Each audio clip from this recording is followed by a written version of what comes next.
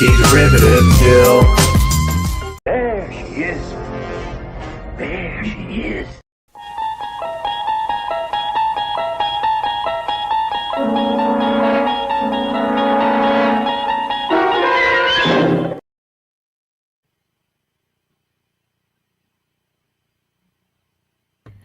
There is a fifth dimension, beyond that which is known to man. It is a dimension as vast as space and as timeless as infinity. It is the middle ground between light and shadow, between science and superstition, and it lies between the pit of man's fears and the summit of his knowledge. This is the dimension of imagination. It is an area which we call the Twilight Zone.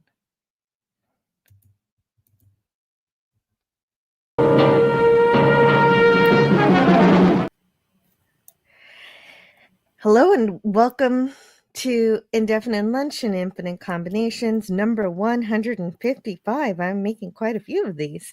We're exploring all of the Twilight Zone, and today we're taking a closer look at 2 episodes from season 2, The Lateness of the Hour and The Trouble with Templeton. And as far as the only other time I ever heard of the name Templeton was Charlotte's Web, so I think of that rat, but this isn't about that. I'd like to welcome Scotty R37, who is also in the chat and on the panel. Well, I just wanted to shout out Dr. Philip Boyce.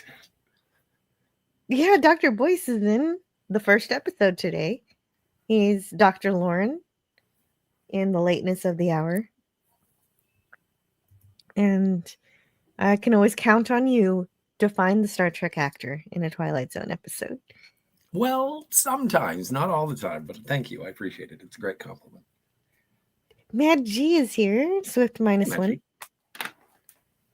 He's always very good at using the member emojis. If only StreamYard would recognize the images provided by the emojis from YouTube. It would be really neat to be able to see my emojis on this screen without having to, share the actual chat. But if you yourself want to be a part of the anti-derivative Jill, Eric's, if you feel like supporting the channel, you can become a member as well. It gets you members-only live streams and a bunch of other stuff.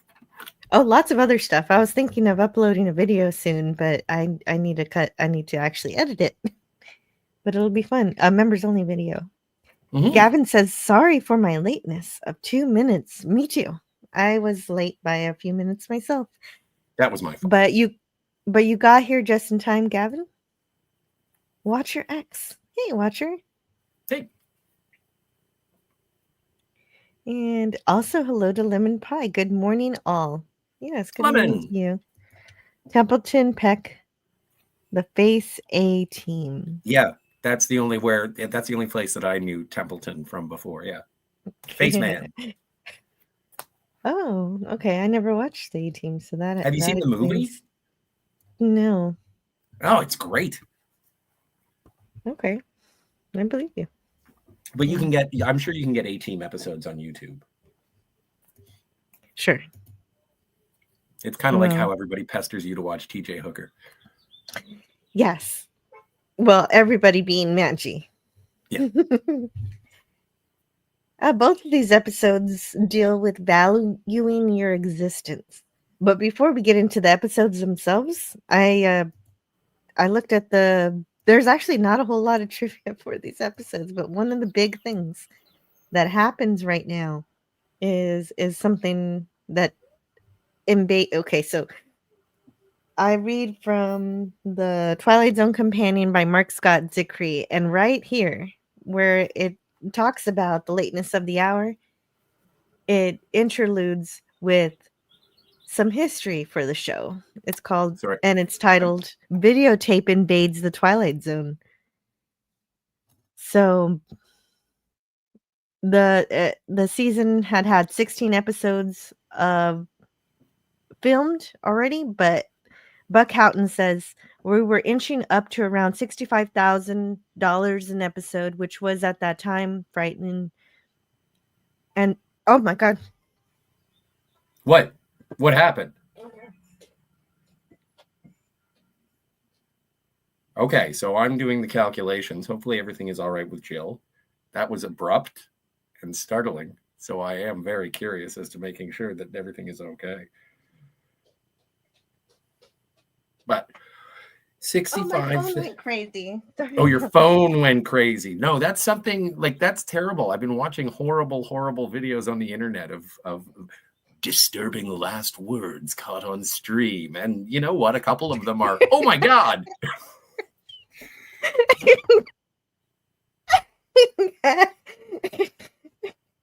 Well, I'm still here. No, never fear. That's good, but you startled me.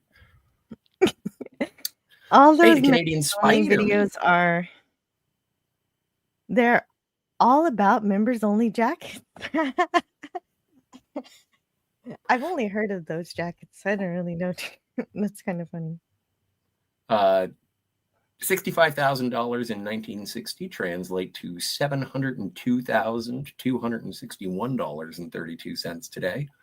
So still, certainly not the cheapest of productions to pay for, but under $1 million an episode doesn't sound that extravagant.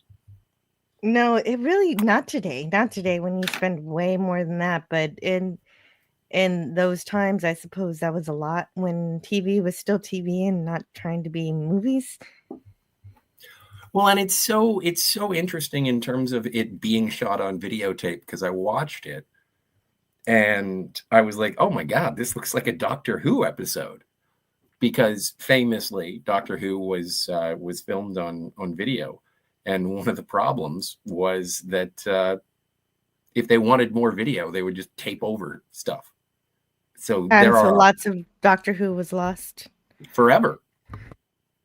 And so it is interesting just in terms of the cost cutting, but I'm happy that this ended up being a failed experiment to try and cut costs. Because I think they did 6 episodes on video, and it only ended up saving them for all 6 $30,000. So it was like, we don't know.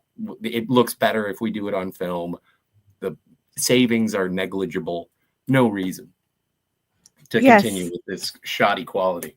Well, also Serling was furious and threatened to quit.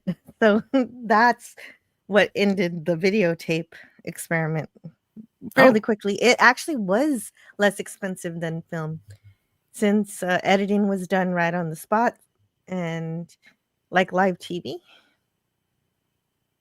And then they would take the tape and they'd transfer it to 16 millimeter to broadcast the episode. But at this time, tape was in its early stages of development, so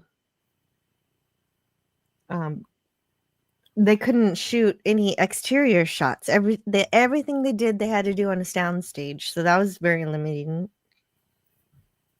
Well, and that even becomes apparent with other British productions as well, notably Fawlty Towers, is they had to do all of the exterior shots in Fawlty Towers on film, and all the interior was done on video. And there is a stark difference between the two in terms of, oh, wow, this is high quality. Oh, no, now we're inside. It's good. Also, I can't imagine the video tape, or even if it was a cassette. Like when someone says it was shot on video, I'm thinking of like a JVC camcorder from Back to the Future. But I'm sure, like even back when they first introduced videotapes, the cassettes were like the size of a small pizza box. Yeah, so that would be much, much bigger than the Back to the Future camcorders. But for some reason, this method of shooting also limited the camera setups. So it wasn't as complex either. And so Serling wasn't happy about this, says Mark Zickery. The network being the network, he agreed to give it a try. And I did want to say hello to Canadian Spider-Man. I had not done so yet. He says, out in the yard, getting stuff done. Kicking Nice. ass and taking names. No, I really like that. Hello to the memes of destruction. Hey guys, Hey, what's going on? what up, the mod? Hey. And hello to Suzanne. Hey, Suzanne. It's good to see you. Mhm. Video looked awful, says Gavin. You got those light streaks every time you passed a light source, and it was very grainy. And there's sometimes Oh, like there's intermittent ghosting. Hey, Cinema Gulp. he reposted the stream. Thank you so much. Thanks, Ben. Looking forward to tomorrow night. Mhm. If And anybody wants to check out Cinema Gulp, we're going to be talking about the films of Wes Anderson. oh, okay. Oh, that's right. I gotta. Anyway, that reminds me. Yes. I forgot about that. Nah, it's fine. So now that And no one knows what we're talking about, let's continue. So taping, that's different. But like Scotty said, they don't do it for very long. So let's get started talking about this first taped episode, The Lateness of the Hour. It was first aired on December 2nd, 1960. And so Serling tried to overcome the limitations of having to record on videotape by making physical limitation the theme of the script. In this particular one. And this one was written by Rod Serling and directed by Jack Schmidt. And something I noticed when this episode first begins is, doesn't this look exactly like the house from The Howling Man? I don't know if it's the same one, but it looks exactly the same. The exterior. I guess I could go back to my notes and look to see, but I guess I'll check later. But it's also like whenever we end up in like a diner or a bar, it always ends up looking like the same diner or bar. Like True. They shoot it from different angles, but there's always like when I'm looking at it, the phone booth is always to the right, the bar is always to the left, and there's usually some sort of, room divider between the table and it just I can understand reusing the exterior shots because they certainly reuse the interior sets. Yeah, it's the same weather pattern too. It's rainy. Well, but what's different is I've got a lady with a book looking out of the window. It's actually a photo album, and her name is Jana. She's the daughter of wealthy parents named Dr. and Mrs. Lauren. And so instantly, though, the strangest thing that happens as this episode begins is that you hear a lady moaning off screen, and I didn't know it was going to be that kind of Twilight Zone episode. Yeah. Well, and I do. Yeah. Before we get to the moaning lady, because I was like, oh my, this is rather explicit. But this young lady who is 1960s smoke show. This is Jill. People are clamoring. Where's the poll? Greek letters Where's is here. Thank you. I got the poll. You get back to what you were saying, and I'll worry about the poll. Okay, sounds good. But this is this lovely slice of fried gold is Inger Stevens, and she was, I think, a very well-renowned actress of the era. But sadly, she passed away in 1970 at the age of 35. And it was the autopsy said that it was an overdose of barbiturates, eventually ruled a self-deletion, if I have to use the vernacular. But I was just like, how have I never seen this lady before? She is too hot to handle. And the reason is because she sadly was not with us for very long, died too young. And that is really sad. And one thing, though, you have seen her before, because we saw her in another Twilight Zone episode. Oh, what was it called? the hitchhiker. So Oh, she was the one who had to discover that she had died in a car accident. And there was this guy stalking her, following her all over the place. did I drool all over her then as well? Probably. Makes sense. It's something that I do. I don't remember exactly how much you wanted Oh, to take her to the prom. I did. You know what? That's the perfect way to say it. Sometimes I go too blue, but take her to the prom is exactly what I would do. Yes. And thanks for reminding me about the poll, Greek letters Larson. Also, hello. As usual, I let my intuition decide my vote. Oh, this isn't even a contest for me. I know which one I like, which I prefer. But spoilers, we'll deal with it at the end.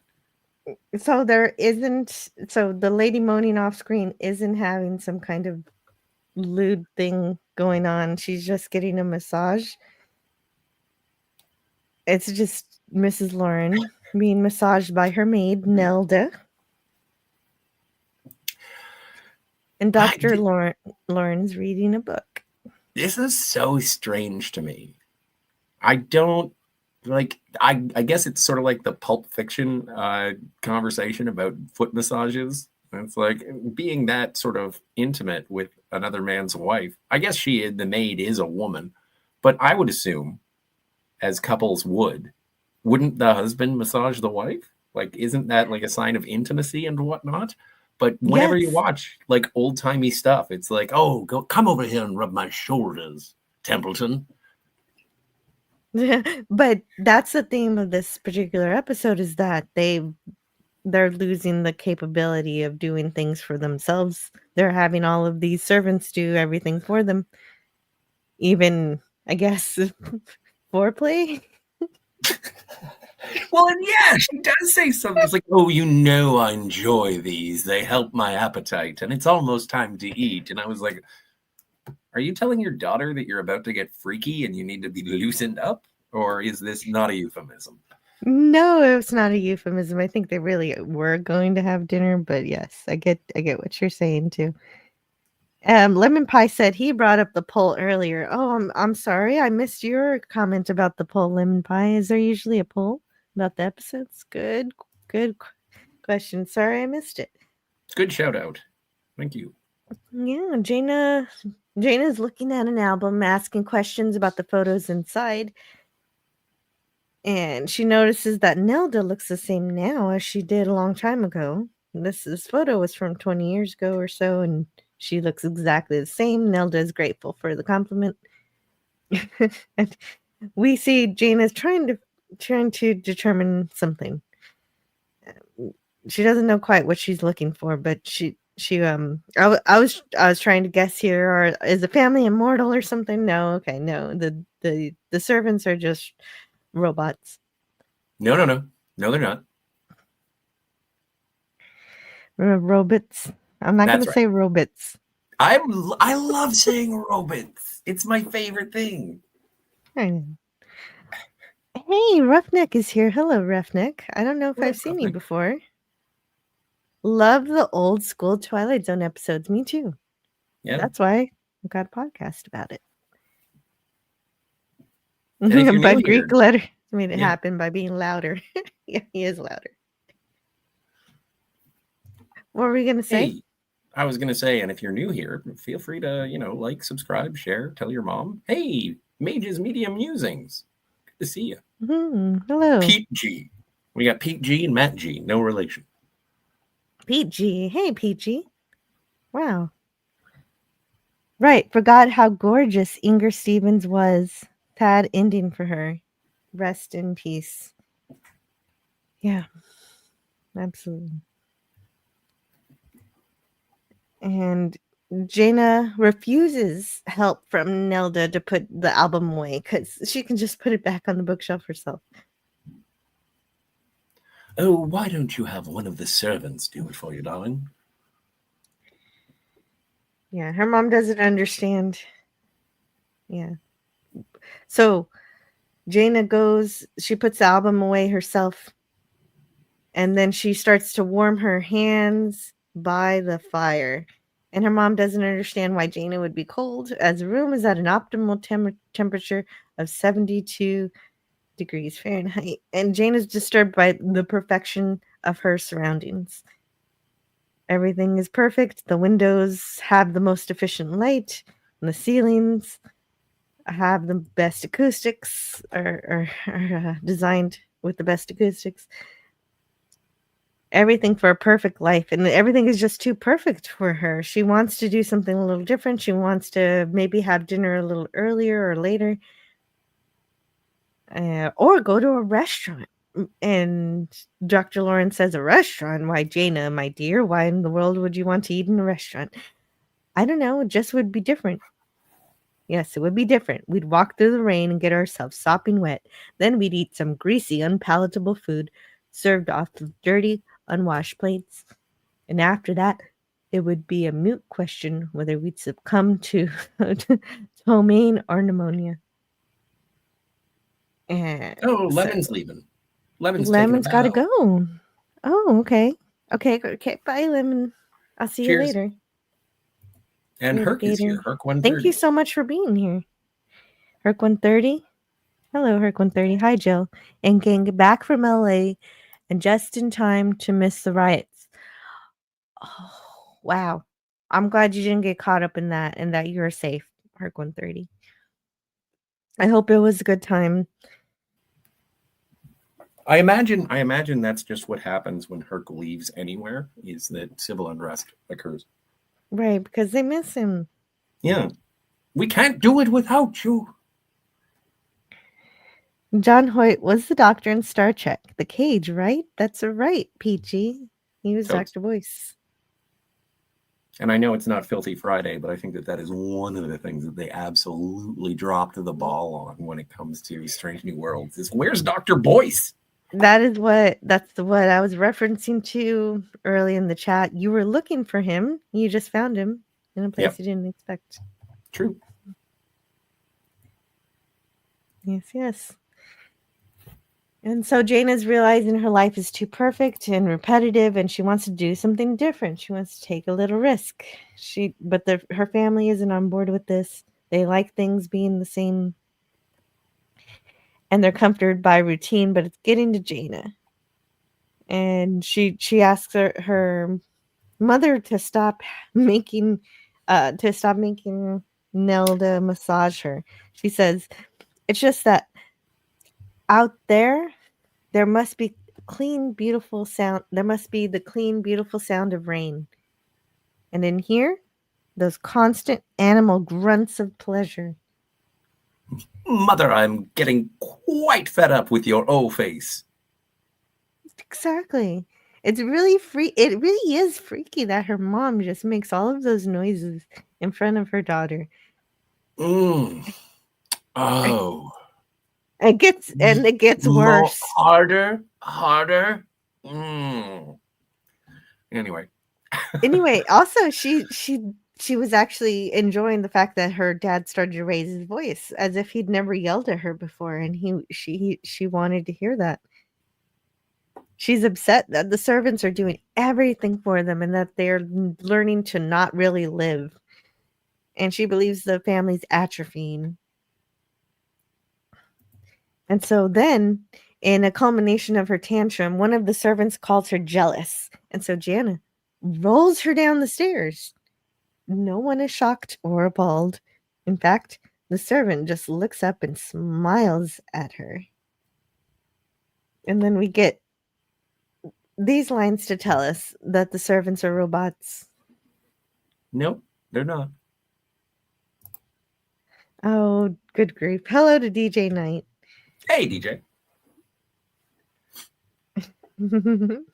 DJ Knight says, I'm not jealous. Oh, yeah, you're just waiting for lines. I'm waiting for the teleprompter. Yeah. Oh, these are not the lines I was expecting. I guess I'll be servant. Okay. Or I'll be Dr. Lauren. You could be Dr. Lauren and the servant. Okay. Yeah, no, you could be one girl. It would be funny. Okay. You know, but my only girl impression is a Valley Girl. Yes, that's fine. The servant Okay. can be a Valley Girl. Okay, sweet. By shutting off the world, turning our backs on it, while you soundless, while your soundless, fleshless things glide around here with your efficient ministrations, turn my father and mother into jelly. If I may say so, Miss Jenna, you sound jealous. You said it yourself, Jenna, that I designed and built to perfection, and I made these people quite indestructible. It's like living with ghosts. Oh, no, my dear, not ghosts. Ghosts are those that have died after living, but these people had no life until I gave it to them. And so, what were you saying? What were you thinking the line was going to be? This. The residence of Dr. William Lauren, which in reality, a menagerie for machines. We're about to discover that sometimes the product of a man's talent and genius can walk amongst us, untouched by the normal ravages of time. These are Dr. Lauren's robots, built to functional as well as artistic perfection. But in a moment, Dr. William Lauren, wife and daughter, will discover that the perfection is relative, that even robots have to be paid for. And very shortly, will be shown exactly what is the bill. And I'm not making fun of you, and I'm not taking the piss. He says robots.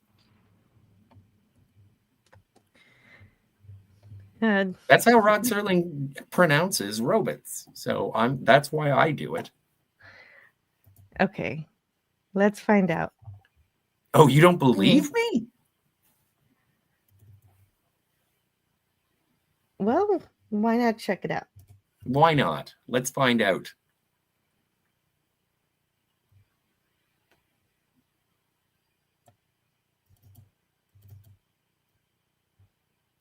Yeah. There he is. Okay, so John Hoyt, a.k.a. Dr. Philip Boyce, in the Twilight Zone.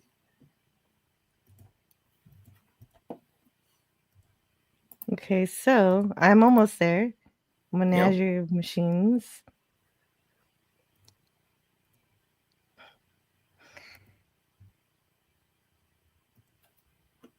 Gabby Okay, here it Blackburn. is. Here we Now go. you'll be able to hear it. These are Dr. Loren's robots. I Okay. didn't catch that. It skipped right when he was saying robots. Damn it. We're about to discover that sometimes I had it perfect and I don't want to get claimed. No, I know. It's fair enough. talent and genius can walk amongst us. I was trying to mute it. Un- Oh, wait. I can't mute it These are because then I Dr. can't Loren's hear robots. Built to Robots! it. I guess he does say robots. But he says robot. He says robots. Scotty is right. Confirmed. Scotty is correct. Doesn't happen Hello often. to Thanks, you, buddy. chat. Thanks for being here. Please hit the like button. Yeah, definitely. They are robots. In some ways, the plot of this episode is like Blade Runner. Yeah, I was thinking about Blade Runner too. Sure. She's the predecessor of Absolutely. Rachel from Blade Runner. Makes sense. Yeah. Oh, spoilers. Jana is a replicant. I knew it was Yep. going to happen sooner than the end of the episode. Unfortunately, but it was just a little sooner than I expected. What? Finding out that she was a robot? Yes. Yeah. Yes, I was hoping to drag it out a little longer than 2 minutes into the episode. He was in another episode, said Roughnecks, as the three-handed Martian who survived a bus crash in a lake, and he goes to a diner which is ran by a three-eyed guy from Venus. Do you mean John Hoyt? I'm guessing that's who Roughneck means. I hope so. I love the Isaac Asimov novel, I, Robot. I'm a big fan of the Ernest Hemingway novel, I, Rowboat. So Robert comes to help Dr. Lawrence set up his pipe for smoking, and Jana stands by mouthing the entire dialogue. So her dad must do this with the robot, with Robert, the exact same way every night. And Dr. Lauren is about to get Robert to come back to light his pipe, but Jana says she'll do it. And she's had enough of this life where she can't live it herself, and I don't blame her. It reminds me of Coming to America when Prince Akeem wanted to know what it was like to leave the luxury of his palace where he wasn't even allowed to bathe himself and discover what it is to live. Although he was like, I don't mind the bathing. But this seems to be what Jana wants to, but she's not leaving. So she's rejecting that her parents live this way and that they've inflicted this lifestyle on her. She wants them to change. Her parents are disturbed by her sudden rebellious nature, so they're indicating that she wasn't like this before. And Dr. Lauren says, oh wait, we can do this one. Oh, you said be right back, but yeah, you'll be back sooner than I think, I bet. And if not, I guess I'll read it by myself. So we'll see if you can get back here by the time I finish putting these in. There's not too many. And if Jana isn't allowed to leave, it is very much like a prison.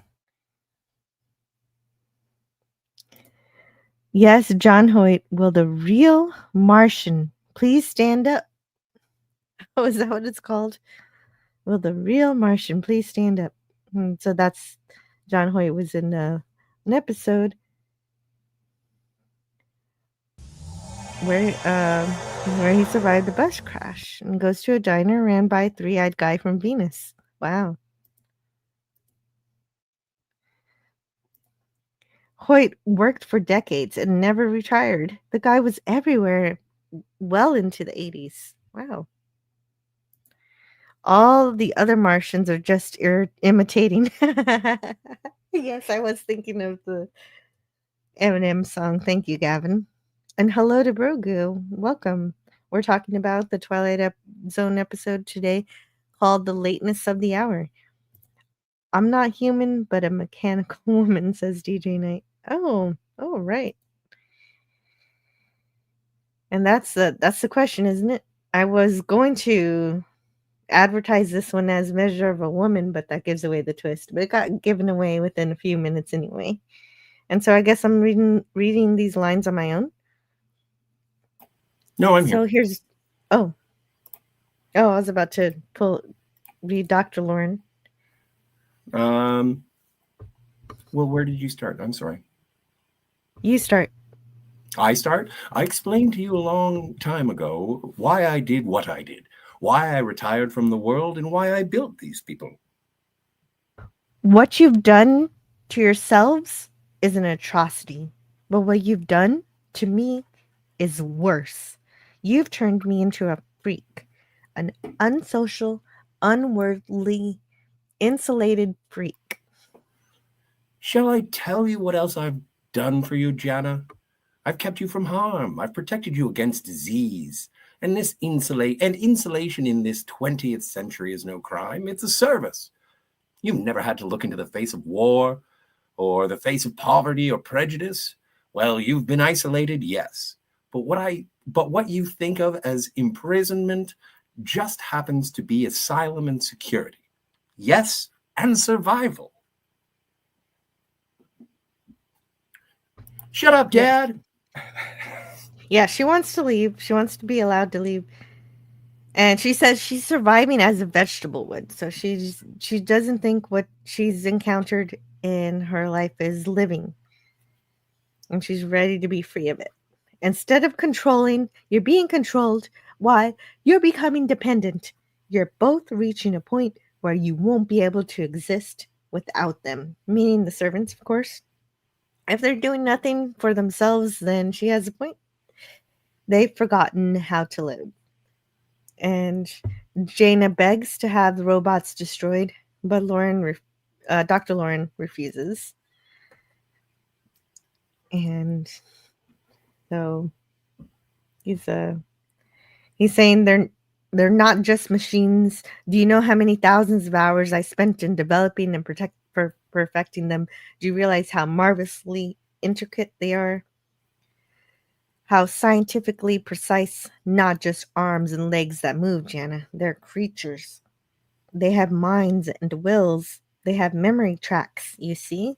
I've given each one of them a memory of his own, haven't I? And that's what was mentioned earlier. This is like Blade Runner, where the false memories are implanted to make the robots a little more accurate. A little more have personality and believe that they are real. And Dr. Memories. Lawrence You're said, talking about memories. memories. Yes, I'm talking about memories. And so they're given these false memories, and it does give them a bit more sentience, a bit more self-awareness. And yeah, they have memories of being a child, even though they had no childhood. And they're born just the way you see them now. And he says born because he sees himself as the creator of all of these Well, yeah. androids. Yeah, he is. One of them was built as a maid. Another was built as a cook. The butler was manufactured as a butler. The handyman knows nothing but being a handyman. Jana, you're not asking me to dismantle machines. You're asking me to destroy that which has life. And Jana says, life? They're just highly complicated toys. And so, of course, this makes me think of Measure of Man again. And she wants her parent. Of course. But it also, this came up before. This is the second episode to make me think of that. The first one was the Mighty Casey, which had the robot playing baseball. Mm-hmm. And that one also brought up the question of the player's right to play. Is he human enough? Well, if he gets a heart, he will be. And then, of course, what happens. Yes. Well, and then he becomes a therapist. Was that like the second or third episode, the one with Jack Warden, where he's on the prison planet and they bring him a robot girl, and he's like, "Oh, I don't want no machine." And then at the end of it, he's just like, "We can't." Oh, that's another one. Yeah, that's another one. He's on the prison asteroid. Yes, and he's upset about that he can't take her with him. Yeah, that was a good one. But she wants her parents to want more from life the way that she does. So finally, she threatens to leave if the robots are not dismantled. She gives them that ultimatum. And her mom's wondering how she will live, and Jaina says she'll be with normal people who live, work, and then die. Her dad says it's impossible, and this is where I realized she's a robot. This is in my watching of this episode. Oh, she's a robot too. He wouldn't say impossible if it weren't really impossible. It's a weird thing to say to someone who's just, your kid. And I know there are parents who shelter their children even into adulthood, and it's really sick. It's like you don't let them grow up even though they're grown. But I could tell immediately here that she had to be a robot. PG. See, then you're quicker than I am. Yeah. It took me a minute, and then when we find out in the process of the episode, I kind of rolled my eyes. PG says Inger Stevens was in the Phantom Hitchhiker episode 2. Classic. Yes, we were talking about it. The Hitchhiker. That was a very good one.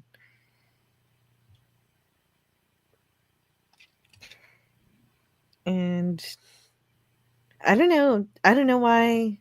Well, he wants to keep his creations in the house. You don't want your toys leaving the house, I guess. Well, they have no desire to. Well, she does. Well, yeah, which doesn't like. So in the process of the episode, we do dismantle every robot that is happy being a robot, happy to be existing, doing its assigned function. And so Correct. Dr. Lauren, They're aware they're robots and they're happy Yeah. to do that. They're happy to do the job they were created for. Mhm. Mhm. Which makes this a sadistic, weird little game. It is. They're playing mind games with her because they want her to truly believe she's their daughter. They were dishonest with her. And she breaks the glass. She has another tantrum. And speaking of daughters, I've got to help my daughter. Give me just a moment. Yeah, absolutely. And that sort of sign of defiance coming from Jana, I think was, warranted. Because, again, at this point, I had no idea that she was a robot. I was waiting to see what was going to happen. I thought that maybe this had been some sort of prison, and the robots were the guards, or the outside world didn't exist, or they were on a spaceship or something, and went like robots. And so she smashes the glass, and immediately the service happens. They come up, mop it up, pick up the broken glass, all with just a mild judgment. I mean, I think one of the robots says that was quite impertinent of you, Miss Jana. And she's like, I don't care, because she wants to be free of these tinker toys. So I was on Jana's side for quite a while, in terms of her being able to go outside. Also, Dr. Lauren's assessment of public restaurants was kind of harsh. On dirty plates. What are you talking about? Sanitization didn't happen in the 1960s? You can go to a good restaurant. You don't have to go to a greasy spoon. Oh, who beamed in? Hey, it's Daniel's Hot Topics. Good morning, Jill and Scotty. Jill will return shortly, Daniel. I'd like to say hello. So that's lovely. It's good to see you. Thank you for being here. DJ Knight. Well, I'm just not human. I'm simply a mechanical freak. Well, yeah, she does freak. And that's also, there is a little incongruity with her behavior, simply because she does. She heats her hands by the fire, but then at the end, and we'll get there, but she starts banging on the banister to the staircase, and she's like, no pain. And it's like, so how did you feel the fire heat? Like, just curious. Anyway. Just told the whole episode. Then don't walk away. I'm sorry. You leave, and I'm just gonna talk about what I want to talk about. Okay, so we're gonna do well. It'll be a bit of a rerun later, but we'll see if it's any different. Because I have my arguments against that too, but I'm over here back in this part of the episode where she's still. Sorry. Oh no.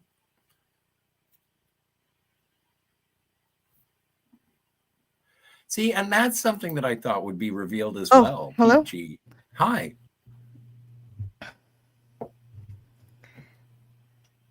PG says, ironically. PG says. Yeah, go for it. Ironically, Dr. and Mrs. Lauren are like robots too, satisfied with their repetitive, small existence. Yes. But I don't know. I figure if you, I think that, and maybe this is what my problem is in general, existentially, is, in life, you're supposed to make yourself a fort, somewhere that you can feel comfortable and satisfied. And if the outside world intervenes, then just, fortify your fortifications. And so I like this small little world. I'm with Dr. Lauren, and it's just interesting because usually in these stories, it's the lady that they love. In terms of the mad scientists, they're the ones who turn. And I mean in terms of a romantic partner, not as a offspring. So it being a daughter is an interesting sort of twist. Yeah. Well, he's trying to shelter her from the dangers of the world, But when you do that, you also, yeah, the outside world is scary, but it is you lose the ability to live, to truly live. And so anyway, Jan is having that tantrum. She breaks the glass. The robots clean it. They chastise her for it, and she yells at them to quit it. She says, "You're jokes. That's what you are. Hysterical jokes with your sad little homilies and your mouthed cliches. You're nothing but walking record players. That's all any of you are. Walking record players. I know how accustomed to perfection you are, and I hate to throw a stone in that serene pool of yours. But you forgot something. Do you know that? You forgot something. They may be indestructible, Father, but you're not." Oh, is this getting ahead of me too? Oh yeah, no, she's going up to her room. This is the part where she's going to her room to pack. Where's that packing scene? Yeah, there it is. It's coming up in a second. Oh, that's how he oh, he hasn't used his little remote yet. Never mind. Right. So That's she's packing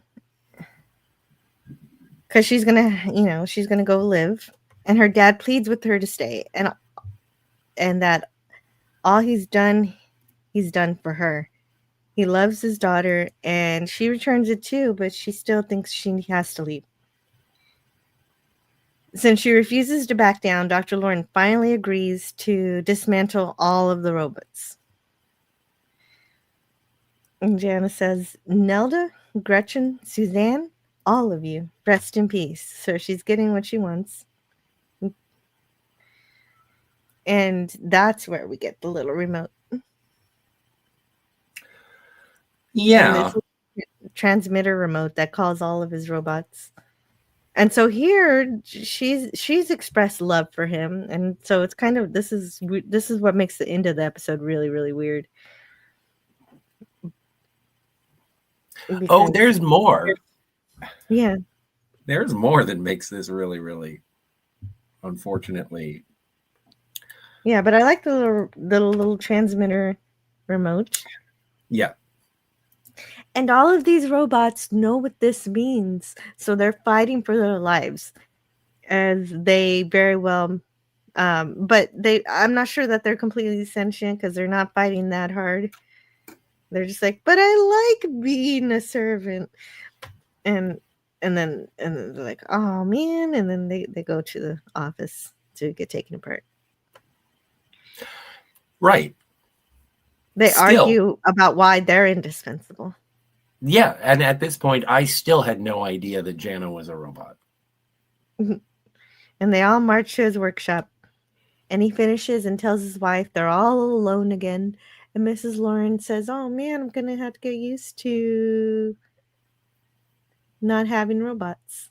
Yeah. And none of the dialogue ever says "oh man," but I'm just modernizing things. But no, it's fine. I thought I heard, "Oh man." Now who's going to massage you and your weak thumbs? They don't do the things that the robots do. Yeah, the robots hit with just the right amount of pressure. Yeah. Jana's running around the house like a kid at Christmas, looking all around, seeing no robots, and just so happy that that they're all dead. Mm-hmm. And so she says, "Oh, Mother, we're going to live like normal people. Do you understand? Normal people. We're going to go to parties. We're going to have trips and make friends. And I'll find a young man. I'll find a young man. And before you know it, we're going to have grandchildren." Oh, Father, grandchildren. I want to be where the people are. I want to come singing, dancing. Well, we got bad news for you, Jana. Yes. We weren't going to tell you. But now that you, There's something about that grandchildren thing that we should probably let you know about. Yeah, so she goes back to the photo album to ask why there are no photos of her as a little girl, and she finally puts things together. Even though she has memories of being a little girl, none of them were documented, and she finally suspects that she's a robot too. Well, wasn't she looking at that photo album like at the beginning of the episode? Yes. And now Well, it she was dawned trying to on her. puzzle it together. Yeah, exactly. It didn't before, because she was just trying to piece together what that photo album was representing. And so Dr. Lauren we just have one bit of dialogue to do and before the end. You are our daughter. You know you're our daughter. And you remember everything from your childhood. You remember the schools you went to, the children you played with, and you remember all the places you went to. You do remember them, Jana. You've got to. Why have I got to remember them? Because you fed them to me? A memory track.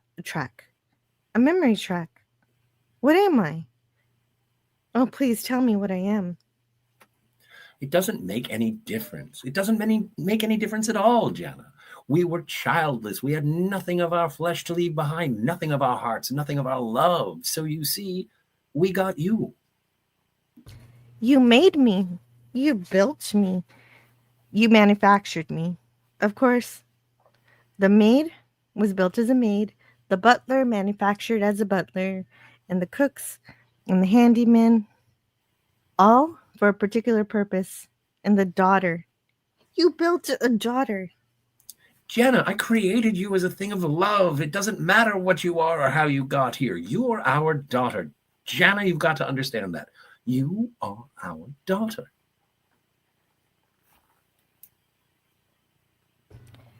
I can't be your daughter. I'm a thing. I'm a machine. A machine. You know what? I'm gonna play this one. This one Okay. is. She's gone unhinged here. Take it away, Inger Stevens. Okay, so I'm gonna mute it up first to make sure I play it right. Sure. Oh no, that's not the right one. Oh no. I heard it. Come on, Clippy.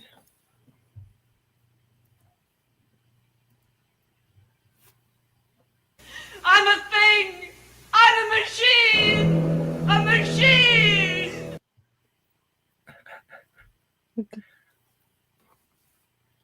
No pain. No pain. Sorry, Inger. Exactly. That's the next line. Yeah. No love. I can't even feel love. She just said I love you to her dad earlier. She Yeah. obviously is extremely emotional and can express emotions, but she just, I don't know. It's just obviously she can feel love, or she wouldn't be able to be so dramatic and hate the robots as much as she does, or have the desire to leave. She's showing all signs that she's very self-aware. And how Yeah. can she not feel pain? Wouldn't she have noticed that a lot sooner? Yeah. That's where this whole thing falls apart. Like, I don't know. Like, okay. So she's a robot. She had complete access to all the information at the beginning of the episode. For some reason, she feels put upon by the servants and that everything is insulated.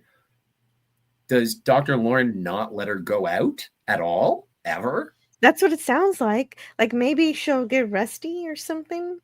Maybe there's something In the about her rain? mechanical nature that keeps her from being like she's an inside only robot. Like, Dr. Lauren, in all of his Dr. Noonian Sungian amazing advancements in android technology, like, why? Obviously, he has no idea how to be a parent, but he told the truth to the servants. Why wouldn't he tell the truth to Jana? Yeah, exactly. If she's supposed to be their kid, honesty is the best policy. Don't And you understand, Jenna? We created these machines to be automatons so that they would serve us, but you were different. We gave you emotion. We gave you the capability of feeling. And but we nobody, love you as our daughter. That makes more sense. And then she, like, yeah, I don't know, then she lolls out because it's the advent of her emotions or something. But like Dr. Lauren is like, oh no, my daughter said she didn't like something. I suppose I'll kill the staff. I And suppose then I'll kill this. Yeah, and then exactly. and then when they're gone, it's like, oh yeah, no, I did the thing that you wanted to. You wanted me to do to make you happy. And she's like, but why would you want to make me happy? Am I a robot? And it's like, yeah, you are. I killed all those people that I put thousands of hours into making them to do our every whim. I told them they were robots, never told you though. So I had to disassemble them to make it so Even that though, you found out. they seem to have some feelings too. Yeah. Like, why did he have to? Why come clean before you get rid of 6 robots? Exactly. Well, but it is like someone in the chat said, it is like Blade Runner. Nobody told Rachel or Decker that they were replicants. Yeah, but that's like Rachel was an experiment for the Tyrell Corporation. Like more human than human. That is their motto. But and so it was more important for her to be sort of kept in the dark so that she could exist as a, normal person. I'm sorry for using the term normal for all the people who prefer the term artificial person. Artificial. Oh, right. Alien. But like I don't, why would you get rid of your entire servant staff to then ultimately reveal that the daughter is a robot daughter? And then like it just the progression, there could have been other things that would be more advantageous. Well, what's questionable about it is the nature of the implanted memory. How many is this actually her first day online? And she thinks that they've had dinner at 6 p.m. every day. And that's why everything seems so rote, because she hasn't actually been around for a long time. Maybe, although she does, because as you mentioned before, she mouths the interaction between Dr. Lauren and Robert the robot. But she also calls the robots record players. And she's a record player too. Well, and that would be a shock to the system. Mm-hmm. And this is just her realizing what she is. Yeah, I don't know. How does it know? It How does is. it not know what it is? I have too many questions. It's a weird thing, but things get weirder. It's not over yet. Nope. The parents appear to be heartbroken, and they can't bear to be without her. So instead of living without her, they reprogram her to be a maid for Mrs. Lawrence. So now the robot that you created to be your daughter is now going to give you pleasurable massages. The end. And then we get the closing narration. Let this be the postscript. Should you be worn out by the rigors of competing in a very competitive world, if you're distraught from having to share your existence with the noises and neuroses of the 20th century, if you crave serenity but want it full time and with no strings attached, get yourself a workroom in the basement and then drop a note to Dr. and Mrs. William Lauren. They're a childless couple who made comfort a life's work. And maybe there are a few do-it-yourself pamphlets still available in the Twilight Zone. So why would you make your daughter the maid if you got rid of the maid? Like, there are so many other things that you can do. Dr. Lauren is a heartless man. Mrs. Lauren isn't that good either. No. I find this entire episode to be rather malicious. It's kind of sick. Yeah. Hey, Theta, good to see you. Theta of the Grid is here. Date of the Fantastic Grid. time with- Hello. Fantastic time, sir. The other night with the Ghostbusters. Oh, And nice. Mage's Media Musing says, it might be important Deckard not know he was a replicant as he was working on Earth, where replicants were illegal. That is, if Deckard were a replicant, I'm sure that would be the case. Yes. But no, he's not. Deckard is a human. De- the entire Deckard is a story replicant. doesn't make sense Yes, it unless does. he's a human. Yes, it does, I'm- because it doesn't matter whether he's human or not. He should be It treated. does matter because it's a matter of a human losing his humanity in order to kill another sentient being, and knowing that the sentient being that was created in a lab is more human than human, hence the motto of the Tyrell Corporation. And so the human is the cold-hearted one who will do anything to destroy another life, which is what humanity is anyway, if you want to get philosophical about it. So Deckard is human, in my opinion. He's got false memories implanted. No, he doesn't. Yeah, he does. No, he doesn't. How? Prove it. He has one fleeting glance of the camera that gives his eyeballs that little reflection. Exactly. And like it was a mistake because they were owl. trying to light Rachel that way. It was not a mistake. It's in the movie, and it is. Just because it's in the movie doesn't mean it wasn't a mistake. A stormtrooper banged his head off of a door in A New Hope. That was a mistake that they kept in, and all of a sudden everybody just decided to make it some sort of canonical nitwit. Anyway, maybe next time on our new podcast about Blade Runner, we can get into this. Well, we already had a podcast about Blade Runner. We're going to have a repeat. Well, we haven't done Blade Runner 2049, so I think the evidence is unassailable that he's a replicant. I believe it's assailable. I will assail it. Yeah. Well, you don't like you just ignore the unicorns. I wonder if the helpers were effectively prototypes to building her. She does seem to be more advanced than the others, says Mage's Media Musings. And that's possible. That's true. She could be a prototype. See, and Theta, I get where you're coming from because Ridley Scott came out and said Deckard was a replicant. That's fine. However, yeah, no, that's fine. That's fine. But it reminds me, and I don't have to take that. I do not have to accept what Ridley Scott said. I would go with what Hampton Fancher and Peoples, I think it was David Peoples, said about it, and it was like, we never had any intention for that. The director took responsibility for it. Harrison Ford doesn't think like it, and so I think that it is open to interpretation. And the reason that I say that is the many and different director, but I like the philosophy of it. But when Quentin Tarantino says, I don't know what is in the briefcase in Pulp Fiction, it is up to you, and it's more interesting for the audience to interpret it.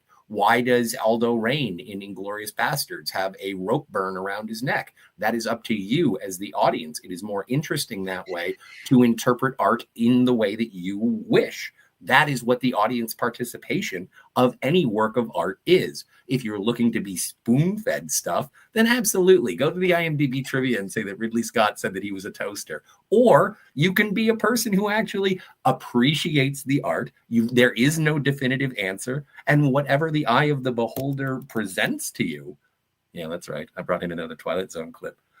Like, you are allowed to walk away as your own interpretation of any story. And that's how I interpret it. I'm not saying I'm right. I'm just saying I am adamant about my perception of Deckard being human. And if you aren't, and that's then, lovely. If that's you cool. Well, if you want to interpret the movie the way you want, but it is a fact that Ridley Scott says that Deckard was a replicant in Starlog magazine, and not only that, there was a script. There was an earlier version of the script which has Deckard and Rachel running away in a car, in which they do reveal that he was a replicant at the end of the movie. What? When? Yes. In the getting away, I'll he send says it to he you. doesn't. He doesn't say I'm a replicant at the end No, of no. the theatrical cut. No. It's not the theatrical cut. It's a previous version of the script. It's not filmed, but it was it was in the previous version of the script that wasn't filmed. I'd have to see it Yeah, because again, I'll show it like to you. Hampton Fancher and It David was Peoples. the intention. But Hampton And- Fancher and David Peoples said specifically in the special features for all of the DVDs, it was like we never even wrote it that way. Yeah, it just was because never intended just from the because you adaptation. think it's prettier, that he's a human. Just because he was a human in the books doesn't mean he's a human in the movie. Well, when it comes to audience interpretation of anything, like I think I believe that I am comfortably discussing this with a community that chooses to disregard anything from Bad Robot as being Star Trek. You seem to be able to interpret it as, okay, once Enterprise ends, now we can just disregard everything else. And that is no, everything after interpretation that of it. exists. It's just not Star Trek except in name only. That's fine, but I'm just saying, so that's audience interpretation. That's a continuation of a story that you disagree with, and so you've picked and choose what you want. And that's what I'm doing with Blade Runner. It doesn't matter that it is a fact that one of the assistant directors said that this happened on a spinner or something. Like even the interpretation of Alien and Blade Runner being in the same universe, because there is one graphic on the spinner that says Purge. And it's like, oh, it's a fact because the same special effect was there. And it's like, no, that's audience participation. That's audience interpretation. That has nothing to do with the facts that are presented. It's just fun to do. And I absolutely respect anyone who thinks that Deckard is a replicant. If that's brings you more joy in the story, that's great. But it doesn't necessarily make it gospel. Anyway, end of rant. According to you. According to me. Yeah, well, I'm only here for my entertainment. I wish I was a robot and couldn't feel pain, says Gavin. Even Terminator feels pain, says Peachy. The data could be interpreted as pain. I like the round bookcase. Oh, yes, me too. The bookcases in this episode, I was admiring them too, Gavin. I want like a semicircle bookcase, and obviously it would all just be like DVDs and Blu-rays, but it has to have one of those ladders that rolls. I like the rolling ladder on a semicircular bookcase. So if anyone wants to send me a couple of $1 million to be able to buy that, that'd be great. Mm-hmm. Where's Deckard when you need him? He's getting an oil change, apparently. Yes. Sorry, I'll be right back. And you can introduce Mr. Templeton. And also, I think Old Man Bird is here, which is always glorious. Although Deckard doesn't need an oil change. He's a replicant, so he seems human. He's got flesh and everything. A type of manufactured biology. Mage's Medium Using says, I wonder if the helpers were effectively prototypes to building her. Oh yeah, I read that one. I am Spartacus, says PG. All right. We too are machines. Just machines of a different type. Yes. Thank you, Captain Picard. She's more human than the other robots. So they wanted her to be human more than the others. Letting her imagine she was human was part of it, maybe? Yes, and I guess that's the case. They wanted her to believe she was real.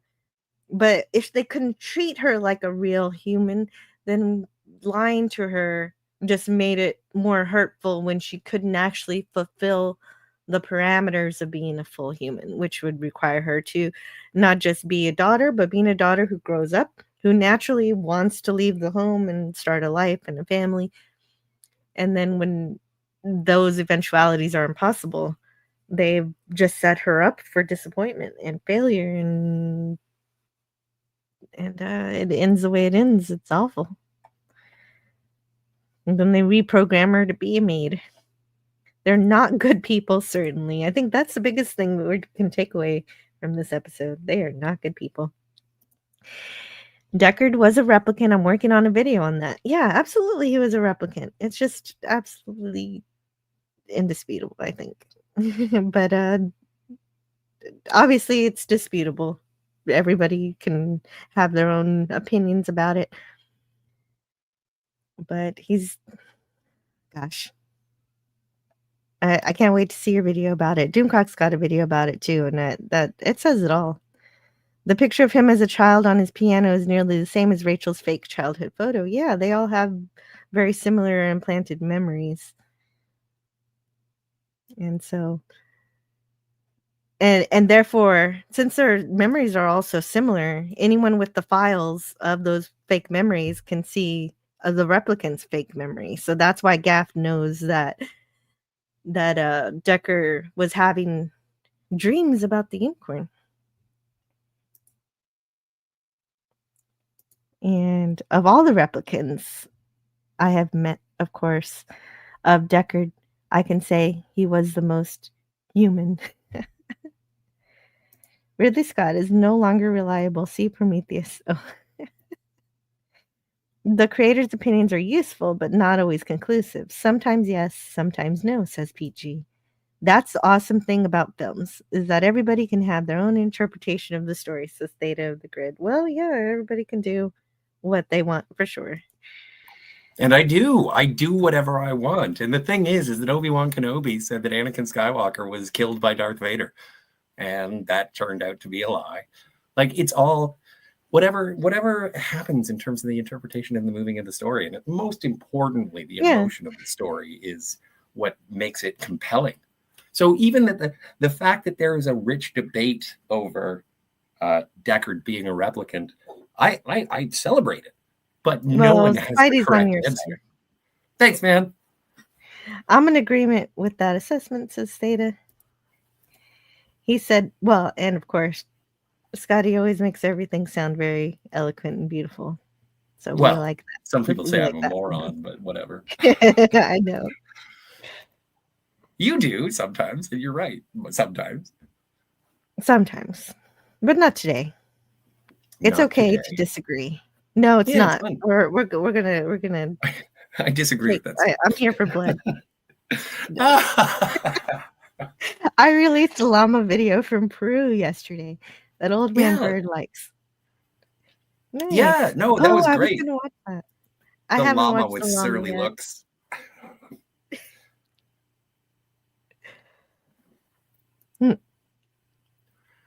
Hey, Eris 218, how's it going? Watcher X says, in the Thatcher and People script, Deckard considers the replicants as brothers. That's literally the word choice. Totally not ambiguous. Yay. PG says, I love the fan theory that Sean Connery in The Rock is actually James Bond. The filmmakers didn't intend that, but I love that idea so much. Yeah, a lot of people do. Yeah. Is it true? Depends on who you ask. I still haven't seen it, but people say that since I'm doing a James Bond watch, that I have to watch that. The Rock? Yeah. And Theta's got to watch The Rock anyway. Right. Theta of the Grid says, got to get back to work. I'll be streaming later. I respect your thoughts on films being interpreted as whatever they want. Well, I think that what you take away, how it emotionally resonates with you, is the purpose of most art. And I do. So, but I think also using an abacus and a slide rule to try and figure out who is correct about the interpretation of an emotional story, no matter how fantastic it happens to be.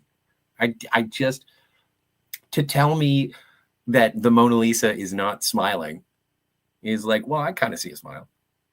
And it's enigmatic. I don't think there's anything wrong with using an abacus. It's a lot of fun to do some math. Well, I think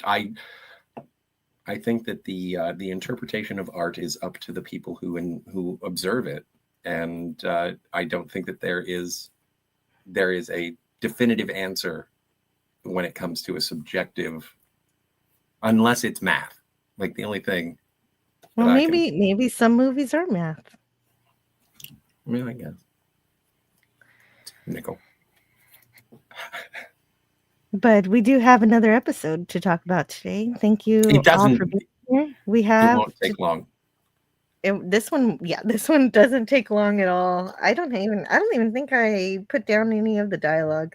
This one is like an episode of the Twilight Zone, and it's called "The Trouble with Templeton," and it first aired on December 9th, 1960.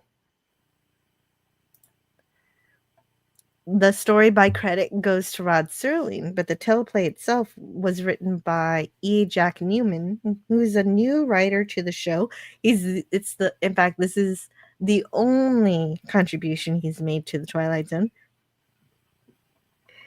And he was a friend of Buck Houghton's, the writer and producer of the series. And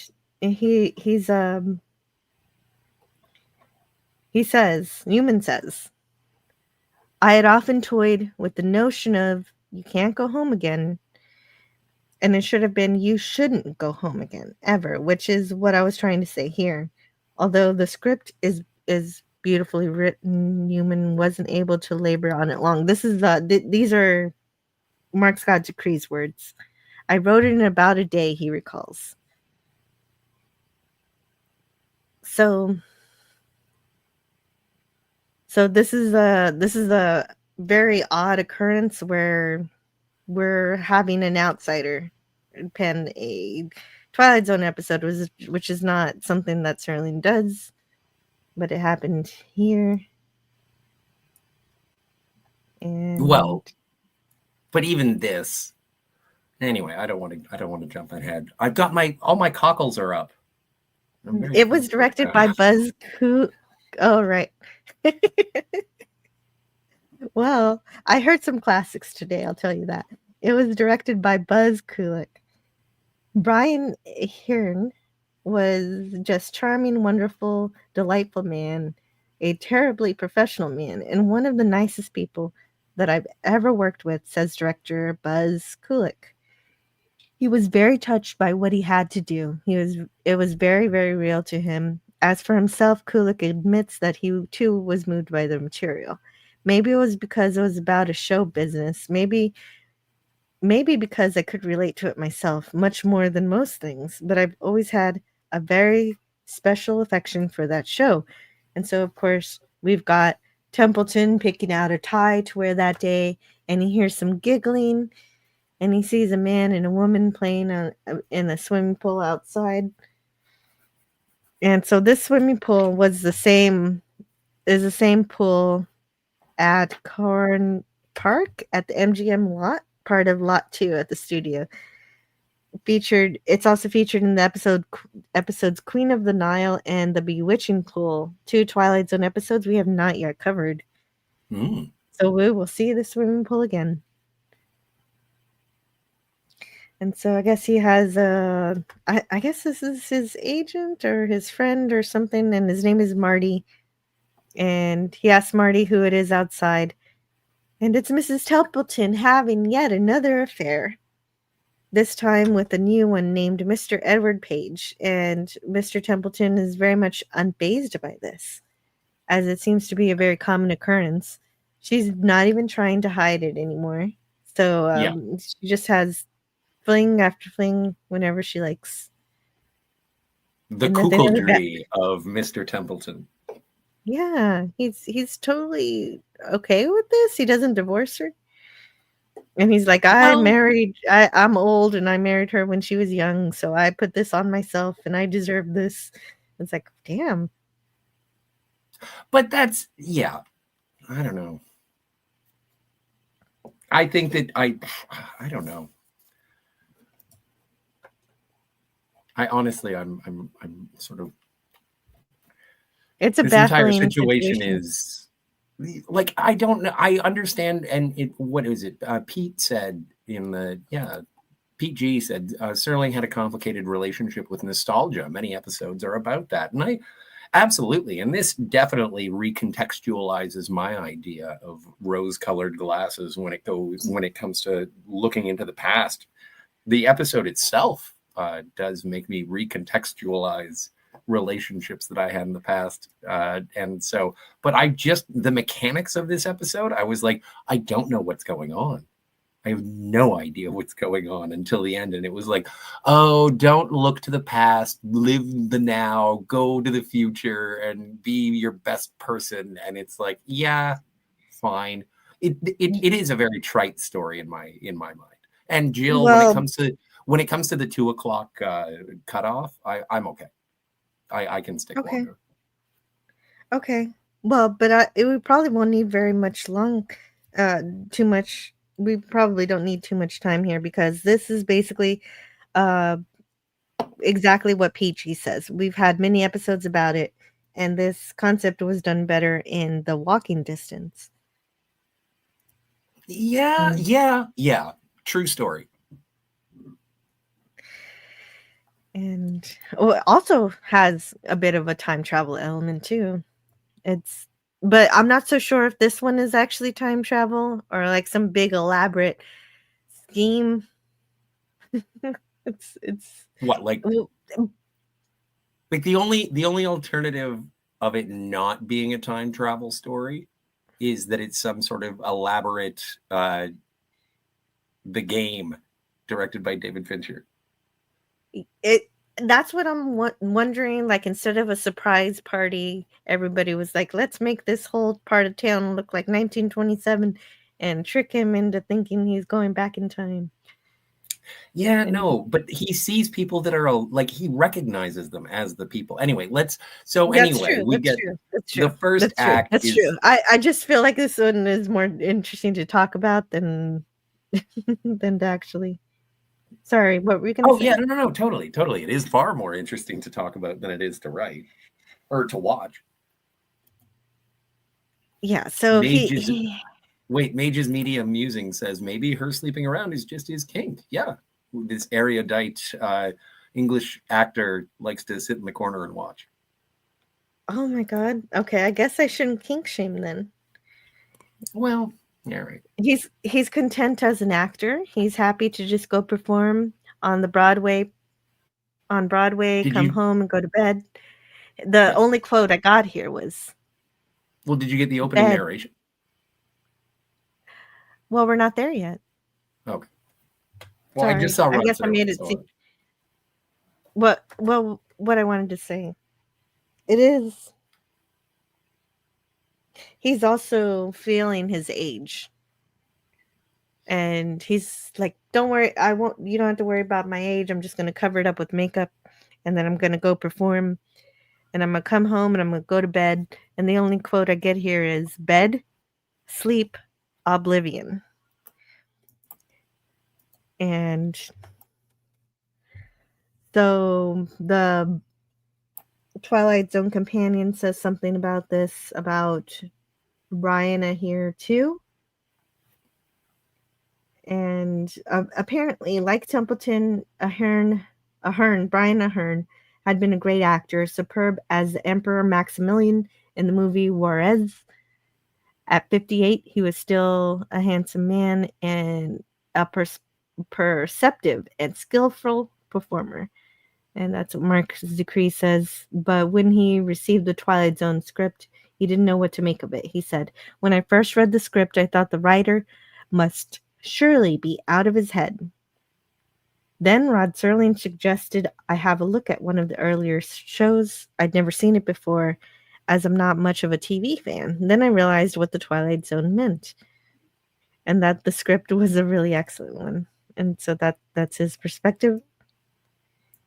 Also here, before we get to the opening narration, he's recalling his one true love, named Delora, who was taken from him when she was only 25. She died very young.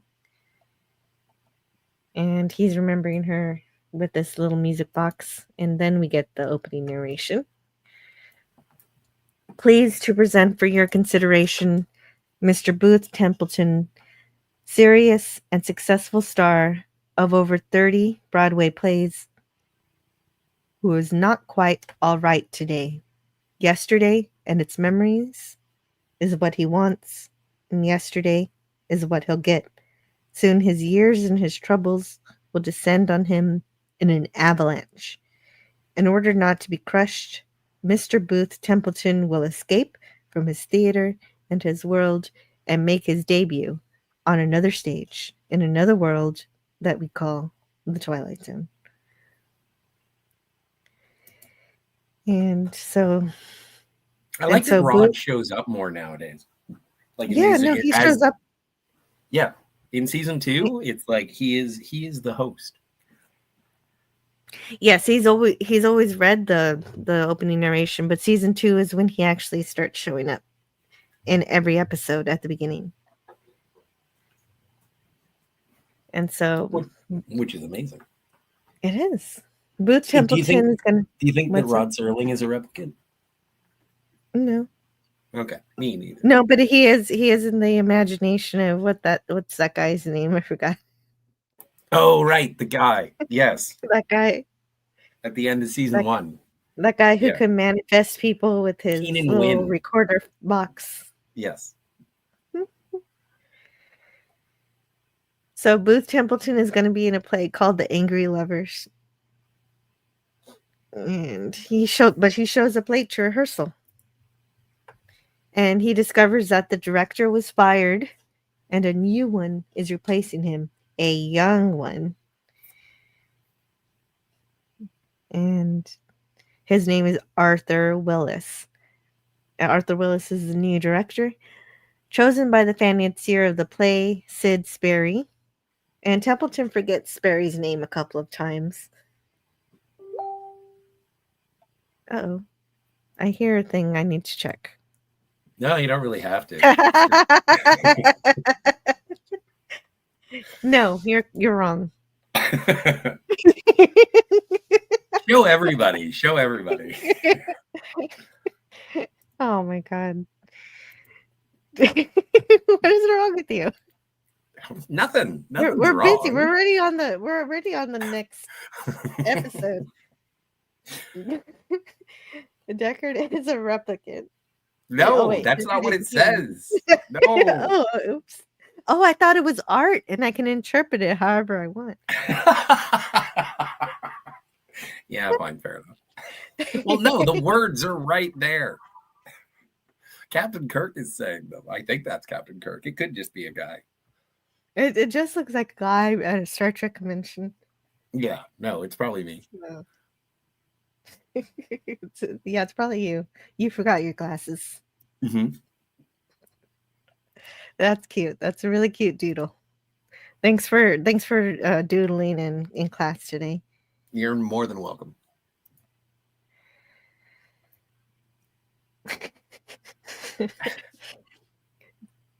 Okay, so Art Willis says Michael France, one producing this play. Mr. Combs has written it. You have been hired to act in it, and I have been contracted to direct it. So make no mistake about me. I will direct this play my way at all times. And he's just establishing his dominance here. When I direct, there are no significant personalities in the cast of any play, but there are 3 significant dates in the life of the play. The first day of rehearsal, opening night, and closing night. And so he's basically speaking directly to Templeton, and that his seniority and his age will not save him from his tardiness. And Art wants to know if Templeton will be willing to work. And so this is Sydney Pollack. Yeah. Yeah. I love Sydney Pollack.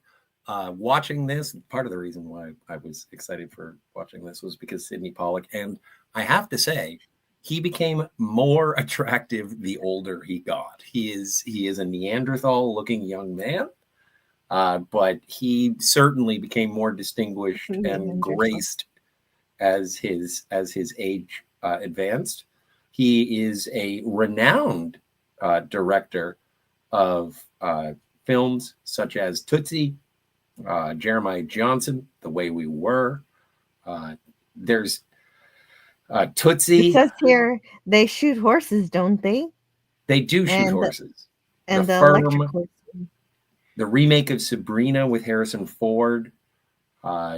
And he was an actor as well. Obviously, he was an actor. I remember him more specifically from his scene in his scenes in Eyes Wide Shut.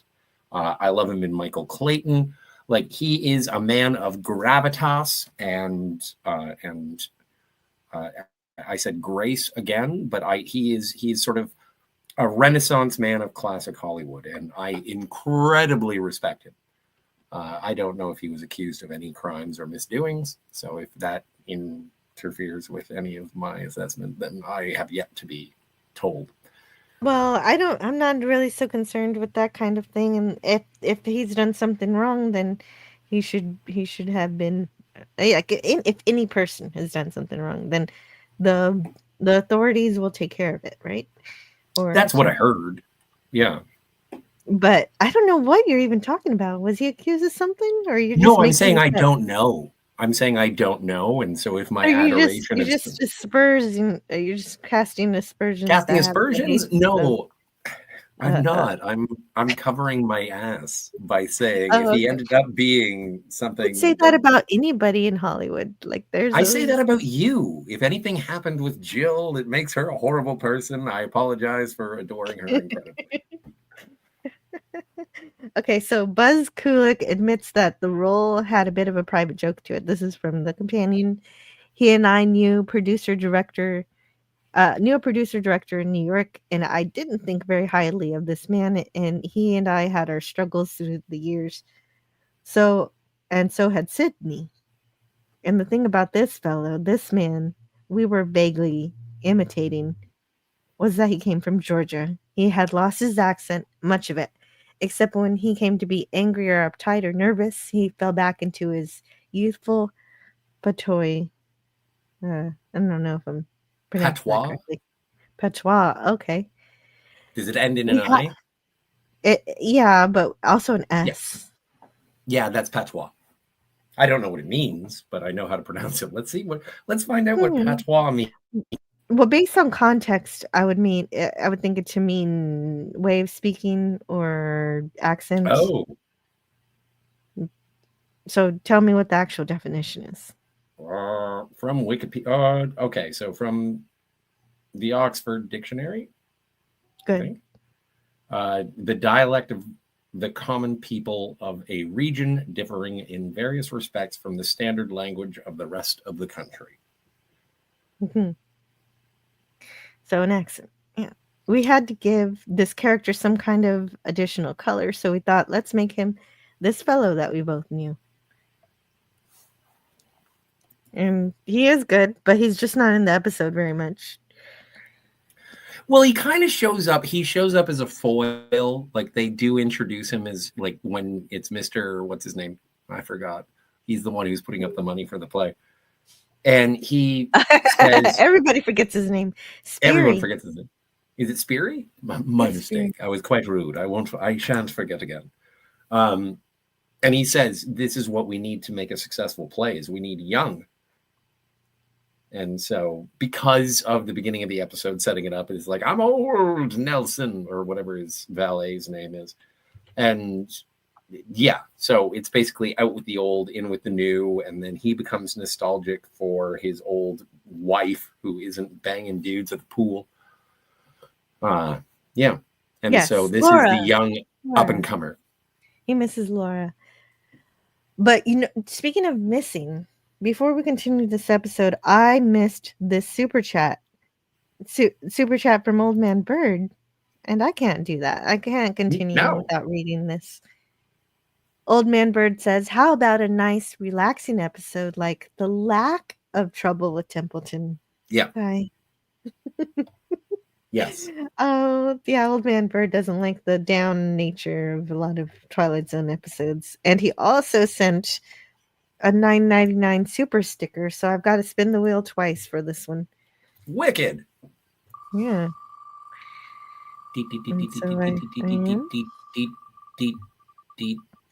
I've got to make this wheel spin shorter. It takes so long. I like it. Oh. It's anticipation.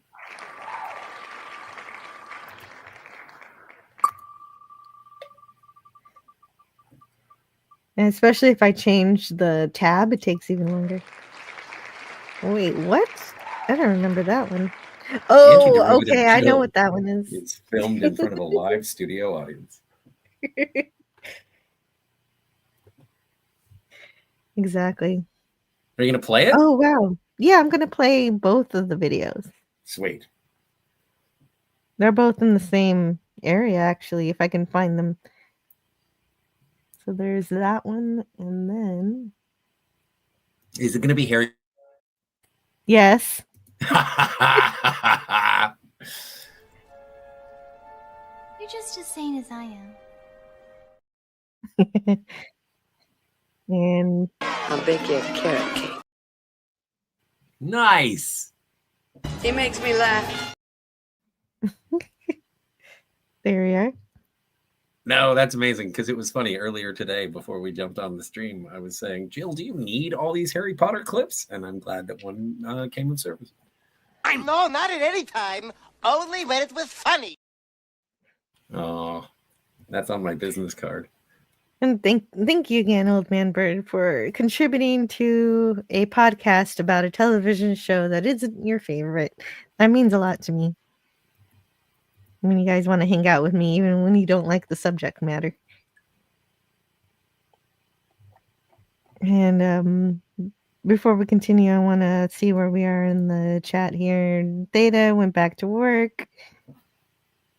And Mage says these debates, like whether Deckard was a replicant or not, is the sort of arguments we should be having, unlike those things we had with Star Trek Discovery. Yeah, no, right. Yeah. Exactly. Totally. That debate is way more fun than talking about the filth. The Yes. Bewitching Pool was the last ever Twilight Zone episode, I think, says PG. I haven't seen it. We haven't got there yet. Yeah. Well, if it's the last one, it'll be a while. Can't wait. Well, no, I can't. I can wait, and I'm happy to go through the journey. Yeah, because when we get there, it'll be over, so I can wait too. So Templeton runs away from this new director. Basically. For no discernible reason. He's not excited to work with Art for some reason. He's just he runs away in a panic, basically. Which is so strange to me. And I don't think it's very odd to want your actors to make it to rehearsal on time. No, it's not. It's very run of the mill. Even the punch of the dialogue is like, it doesn't matter if you're young or old, you have to show up on time. And so he's being belittled, I guess. But at the beginning of the episode, it seemed that Mr. Templeton was a very, professional and resolute performer who had success. Obviously, look at the pool. Look at it. He has a valet. Well, when you say look at the pool, though, I'm just thinking he also has uninvited guests. Well, he didn't invite them. But also, right. he doesn't even lament. Like I right. He doesn't love Mrs. Templeton, whoever. Yeah. We don't even find out her first name. She's not important to him. He can't even. He actually says, "I don't remember if I ever even actually loved her." Yeah, not even to the point where he's like, "I cannot consider a single solitary separate moment in which I did." And so she's obviously a trophy wife. He's obviously very well off. He shows up and being like, "Oh, we're bringing in a young director, don't you say, Mr. What's your name?" And then he I don't care. And he walks in, and then this guy, Sidney Pollack, at the very least, it's Sidney Pollack. So if you're going to get shouted at by Sidney Pollack, that's not bad. But it's like good finger pointing. Oh yeah. Like, I just don't understand why he would cower and run, because he's been introduced as such a strong-willed, confident thespian. He basically has a panic attack for no reason. None. Which will be the theme of the episode. Why does this happen? No reason. No reason. And he goes outside and suddenly everybody is cheering for him. He has a crowd of fans who are here who love him very much, and they are just clapping for him. And Which I think is very uncharacteristic of an actor to walk out of a stage door and not understand accolades. He's just blown away by it. He doesn't even understand how to react to it. Like I guess he smiles because there's a picture of him smiling. Maybe it's not happened for several years. And he's just taken it back. The giant house, the trophy wife, and the pool.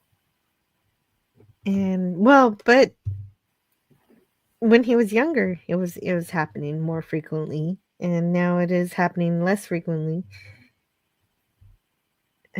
And so I guess he's just taken aback by it. Also, it wasn't there was no actual performance going on. They were just at rehearsal. Why would there be a crowd of people? Like, oh, we know he's here.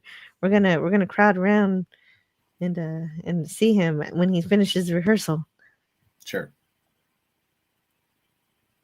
Mage's Media Musing says it's possible to have a panic attack for no reason, but that usually goes along with a disorder. And we don't learn about Templeton having any kind of disorder. Templeton used to be a strong-willed. He feels lost and purposeless in the present day, says PG. Well, he has nothing outside of his work. I agree with both of those statements. A panic attack is not something you plan for. And he just wants to work and go to bed. And he wants to take the little pill, whatever that does for him. We never know what's in the pill. Well, I think it's a representation of his age, and that it is like, whether it be, heart medication or whatever, it is something that is keeping him alive. And I think that it is specifically there to present to hammer home the idea that Mrs. Templeton doesn't give a care if Booth lives or dies. It's like, I suppose I will keep these. Yeah. I will keep taking these until they stop working, and maybe Mrs. Templeton will be happy when they do stop working. Don't say something like that. Yes, thank you. Yes, and it does feel that way. It does feel like she doesn't care, because if he can just go to work and come home and sleep in oblivion, then if there's oblivion, then clearly Mrs. Templeton is not there either. I doubt that they even sleep in the same bed, the way this is written. That's the feeling I get. Well, but this is also, and this is something that is a question, and maybe it's supposition, maybe this is inference on art, and how I understand it is that I don't think that Booth Templeton is the most accommodating of lovers, if you catch my meaning. And that's the reason that she has gone outside of the marriage to satisfy her more carnal needs. I'm assuming that that's a possibility. Well, it's a complete. But he does guess. seem like he does seem like a passionate man. I feel like he puts all his passion into the work. Yeah, that is a big assumption on your part. There's no indication of that. Why? She's obviously not satisfied with him for some reason. Well, but we don't know what that reason is. I would assume that one of the reasons that relationships break down is a lack of intimacy, especially if you have a young wife with a libido. Yeah, but those kind of things that's a weird way to pronounce it. Can be controlled. I guess some people can't control it. Yeah, but no, it was 1960. Vibrators didn't work in the same way that we know them now. They didn't have the technology yet. We don't have the technology. We can't make them faster, stronger. Yeah, there's no Viagra. There's nothing. So that's what I would assume anyway. So Templeton's relationship aside, he's run away. He's found a crowd of people. He's run away from the young new director. He's found a crowd of people who love him. And then he sees a poster on the wall. And I thought it was commemorating an old play from 1927, but apparently this is supposed to tell him that he has transferred back more than 30 years ago to 1927. So the Great Seed. The Great Seed. I know sometimes a cigar is just a cigar, but seriously, if we're talking about infidelities and cuckoldry, there is a poster it says the Great Seed, so I don't think I'm far off. Hey, Christian Fandom Geek, what's going on? Hello, Christian Fandom Geek. There's a crowd of people, and there's a old car. With Ford donating automobiles for most of the Twilight Zone productions, makes sense that the Model T was featured. I guess that was the Model T. I'm not a car person, but maybe. We only see about half of it here. Model T. I don't think it was a Model Q. I'm just making things up. Well, that's what you do. That's why I got you around. You're creative. Okay. Thanks. And so, yes, The Great Seed was apparently a 1927 big hit. And this was the introduction to Templeton. So this was his first production that he appeared in. And he's on the poster. He was also on the poster for the modern day play, which was called something something Dark Side. The Angry Lovers. Yeah. Well, and you know what? In terms of the bracketing, all facetiousness aside, The Angry Lovers is a great way to introduce him as being spurned in his later years, and then to show his younger years, calling it The Great Seed as the sprouting of his career. That's creative. I don't know if you noticed it, but your brain did. Mm-hmm. Agreed. Christian Fandom Geek says, Jill, you brighten YouTube with your streams. That means a lot to me. Thank you. Yeah, true. Although Anus has to go. Wait a minute. Our Eris has to go. Eris. What did you say? You heard me. You heard me. Okay, yeah, don't repeat it. Don't repeat it. Okay, see, the problem here is that I'm using Opera and I have to make the screen really small to fit everything on the screen. Yeah. So that I'm blaming it on that. Yep. Eris 218. Have to go. Try and get through this. God. You can do it. Take care, everybody. And I'm so sorry, Eris. Please forgive me. I apologize for her as well. That was kind of a slip of the tongue. Hilarious, but sorry. Okay, Gorilla's Random Thoughts. I'm so glad you're Gorilla's Random Thoughts again. You've always been Gorilla's Random Thoughts to me. He says, Kapla. Can't stay. Very busy day at work. Well, thank you for dropping in a comment, even though you've got to keep your eyes on the prize at work. Yeah, man. Good to see you, Gorilla. Yeah. I'll be back. It's fine. Till next time. Bye. Bye, Eris.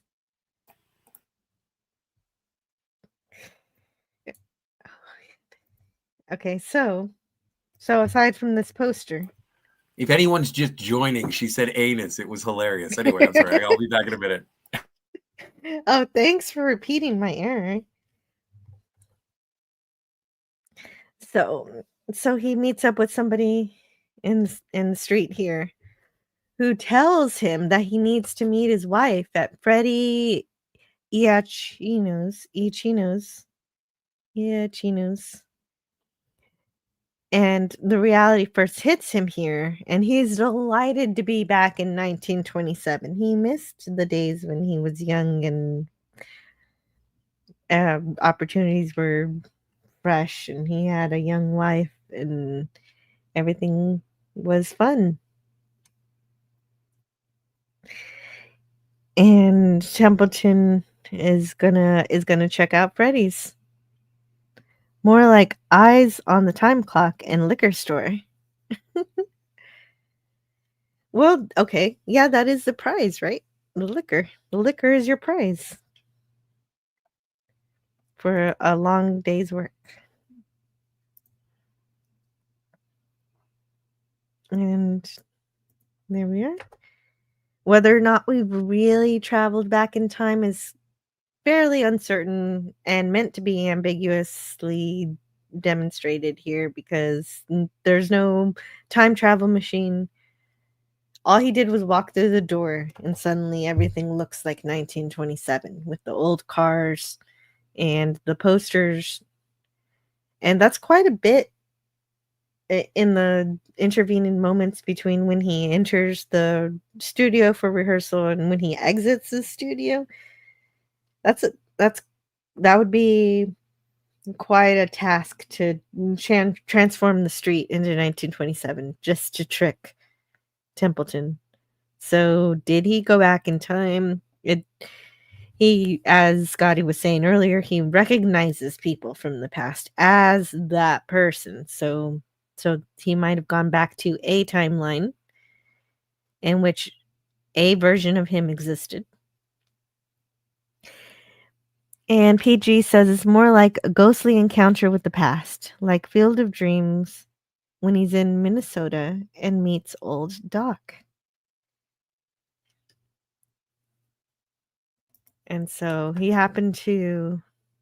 So it's 1927. It's the time of Prohibition, because Prohibition lasted from 1920 to 1933. And so he goes to Freddie Achino's and he's admitted. He's admitted into Freddie's. And since this is Prohibition, Freddie's is actually a speakeasy. So even here, he gets to order a full dinner, but he refuses because he doesn't really care so much about food.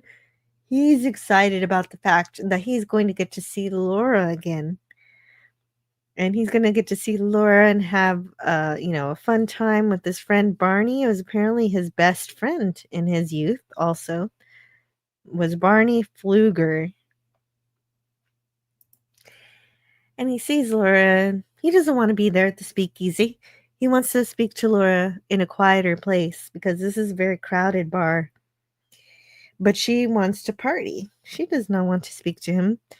And so he doesn't know how he made it to the past, but he wants to use the time wisely. But she doesn't want to spend time alone with him, which is very strange because she's supposedly very much in love with him. And if your love says, I would like to speak to you in a quieter place, usually you say, yeah, where? and then you go and you speak. But she is not responding to him the way someone who would loved him would. In fact, she just seems to be rejecting him, treating him frivolously, like he's just some random acquaintance that she knows, but she just wants to get down and party.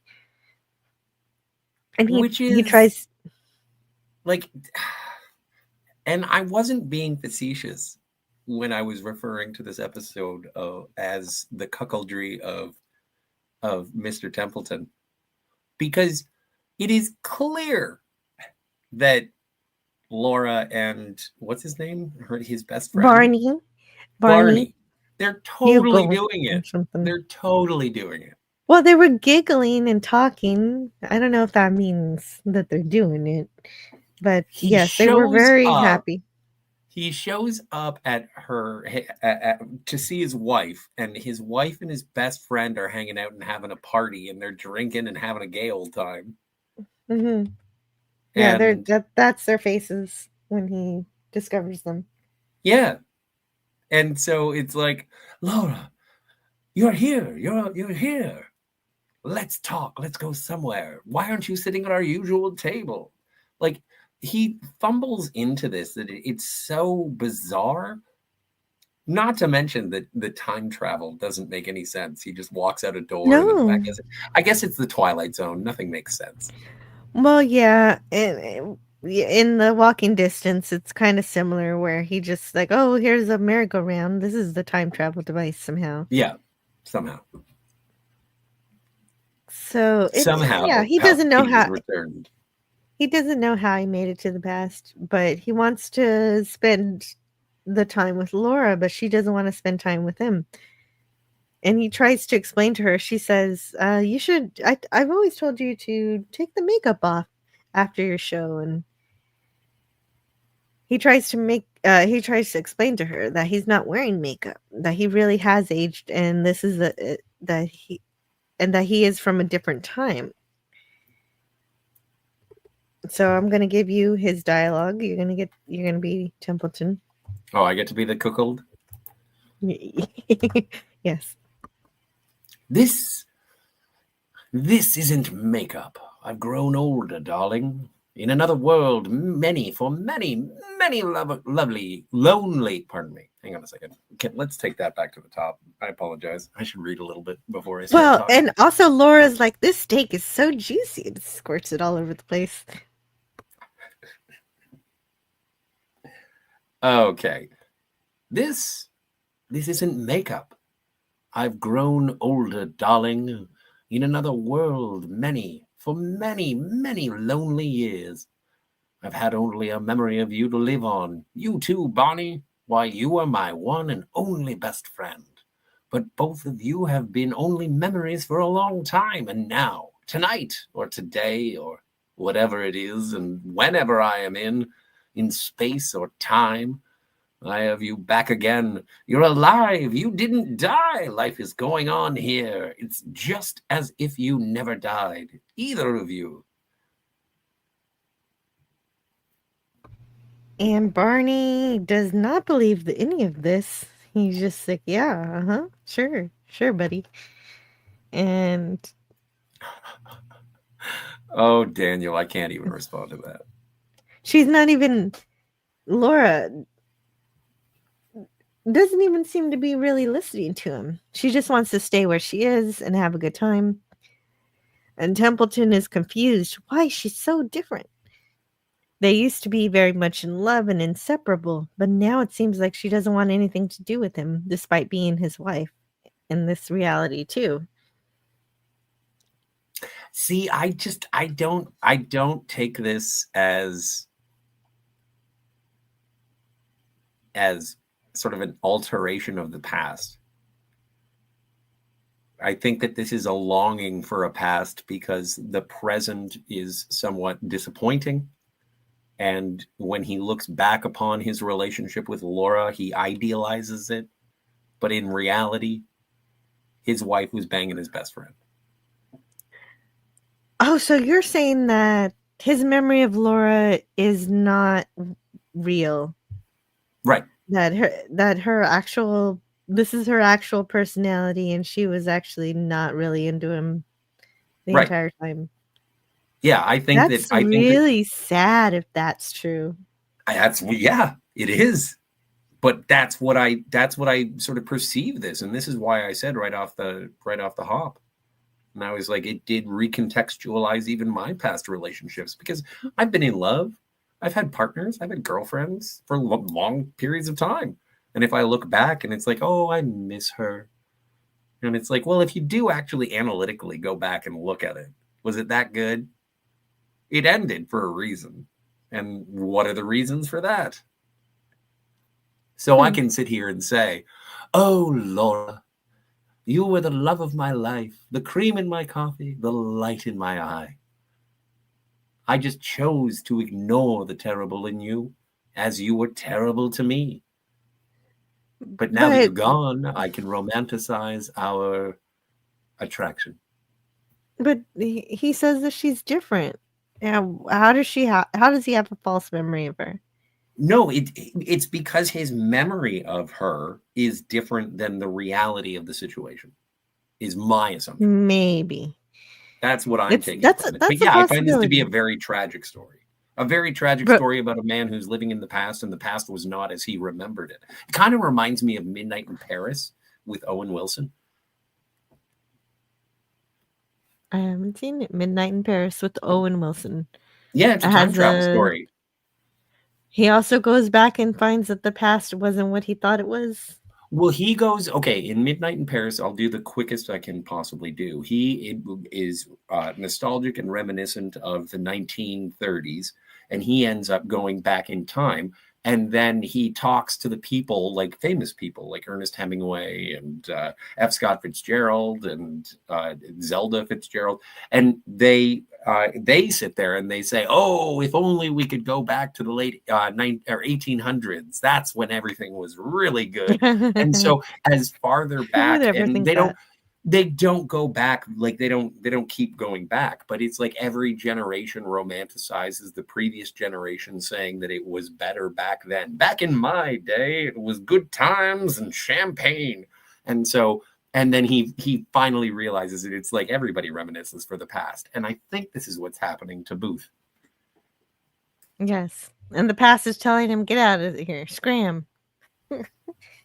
Brogu says, gotta go. Enjoy See you, the Brogu. rest of the stream and enjoy the rest of your week. You too, Brogu. Bye. This is the I'll way. see you later. Yeah. See you next time I see you. I can't wait to see you again. And Daniel's Hot Topics is here. He says, I love the Twilight Zone. So do I. Did you say she squirts it all over the place? Yeah. Well, she has this steak and she talks about how juicy it is, and then she starts chewing with her mouth open and everything, and the juice from the steak spills from her mouth, and she's like, I told you it was juicy. And then she gets the napkin and everything. This is just the weirdest thing. As I said, PG. I can't comment. I think the opposite. They're performing to treat him like garbage. They don't mean it. They break character when he leaves the room. Yes, PG. That is the scene that makes me think that maybe this is a setup or something. But we'll get there. We'll get there, PG. You're always ahead of the game.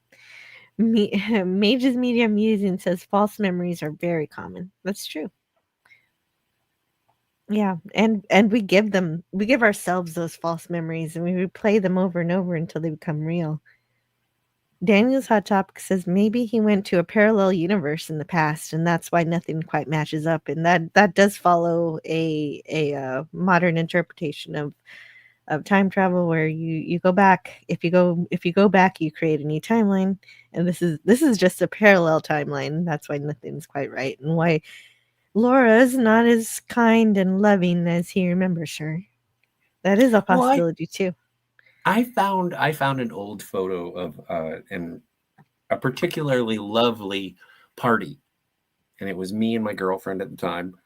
And so, because we're still cool, I sent her a picture of the photo. I was like, "Hey, look what I found! Remember this?" And she was like, "Yes, I do remember this. I was making out with my best friend while you were in the parking lot smoking." And it's like, oh. I held this as a romantic photo, but now perhaps I am the cuckold. Well, you didn't know it though. That's Not the at the difference time. between you and Templeton. You didn't know you were being cheated on. He witnesses it every morning, and he's like, And when he "Oh, goes back in who's?" time, Yeah, and when he goes back in time, he's like, "Oh yeah, there's Barney. He's probably banging my wife." this man, it's just so very sad. Hey, James James. Caserta says, I voted for the lateness of the hour, but I changed my mind. The Trouble with Templeton is my absolute favorite, says James Caserta. Okay. Huh. Interesting. The ghosts are putting on a show, so he will reject the past and embrace the present. Yes, exactly. That is the whole point of the thing, is that they're they're ghosts. Are they ghosts? Is it really traveling back in time? Is it somehow they know to tell him, hey, don't live in the past, live in the present? Yeah, but I don't I don't like that at all. Just because I think that it's might like, be what it is, though. I'm romanticizing the past, so I go back to the past, and the past tells me to fuck off. Sorry about the swear. And it's like That is what happens. That is exactly what happens. Instead of, you're a widower. Like, Templeton is a widower. She died. And Yes. and he goes to see her, and she's like, "You know what? Why don't you go away?" And it's not like, it's not go live your life. It's not, you have so much to live for and so much to look forward to. It was just like, you know what? The past sucked too. Why don't you leave? And I don't know. It's a little bit more heartbreaking for me. Mm-hmm.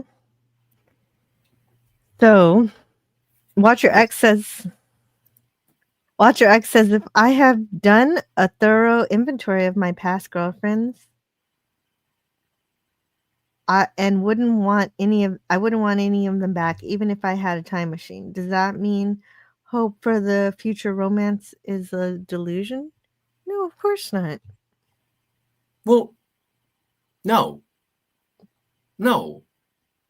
It's the capacity for love which makes you romantic, and being able to open your heart is really, really important, and being able to share moments, even if they're fleeting.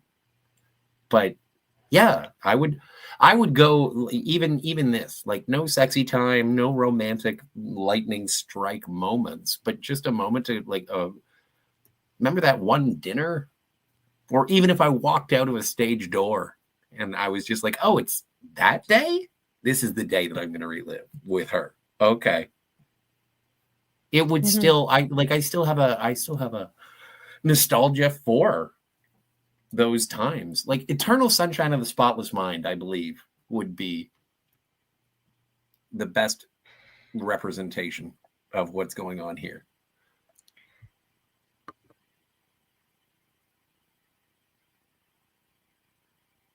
But, you know, that's just my interpretation.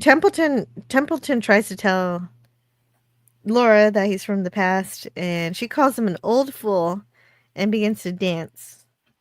She says, well, and to try and make it to the stream on time, I did watch this episode at 1.25 speed, and so Laura's dancing was hilarious. It's still hilarious, even at normal speed. Watch. That's for me.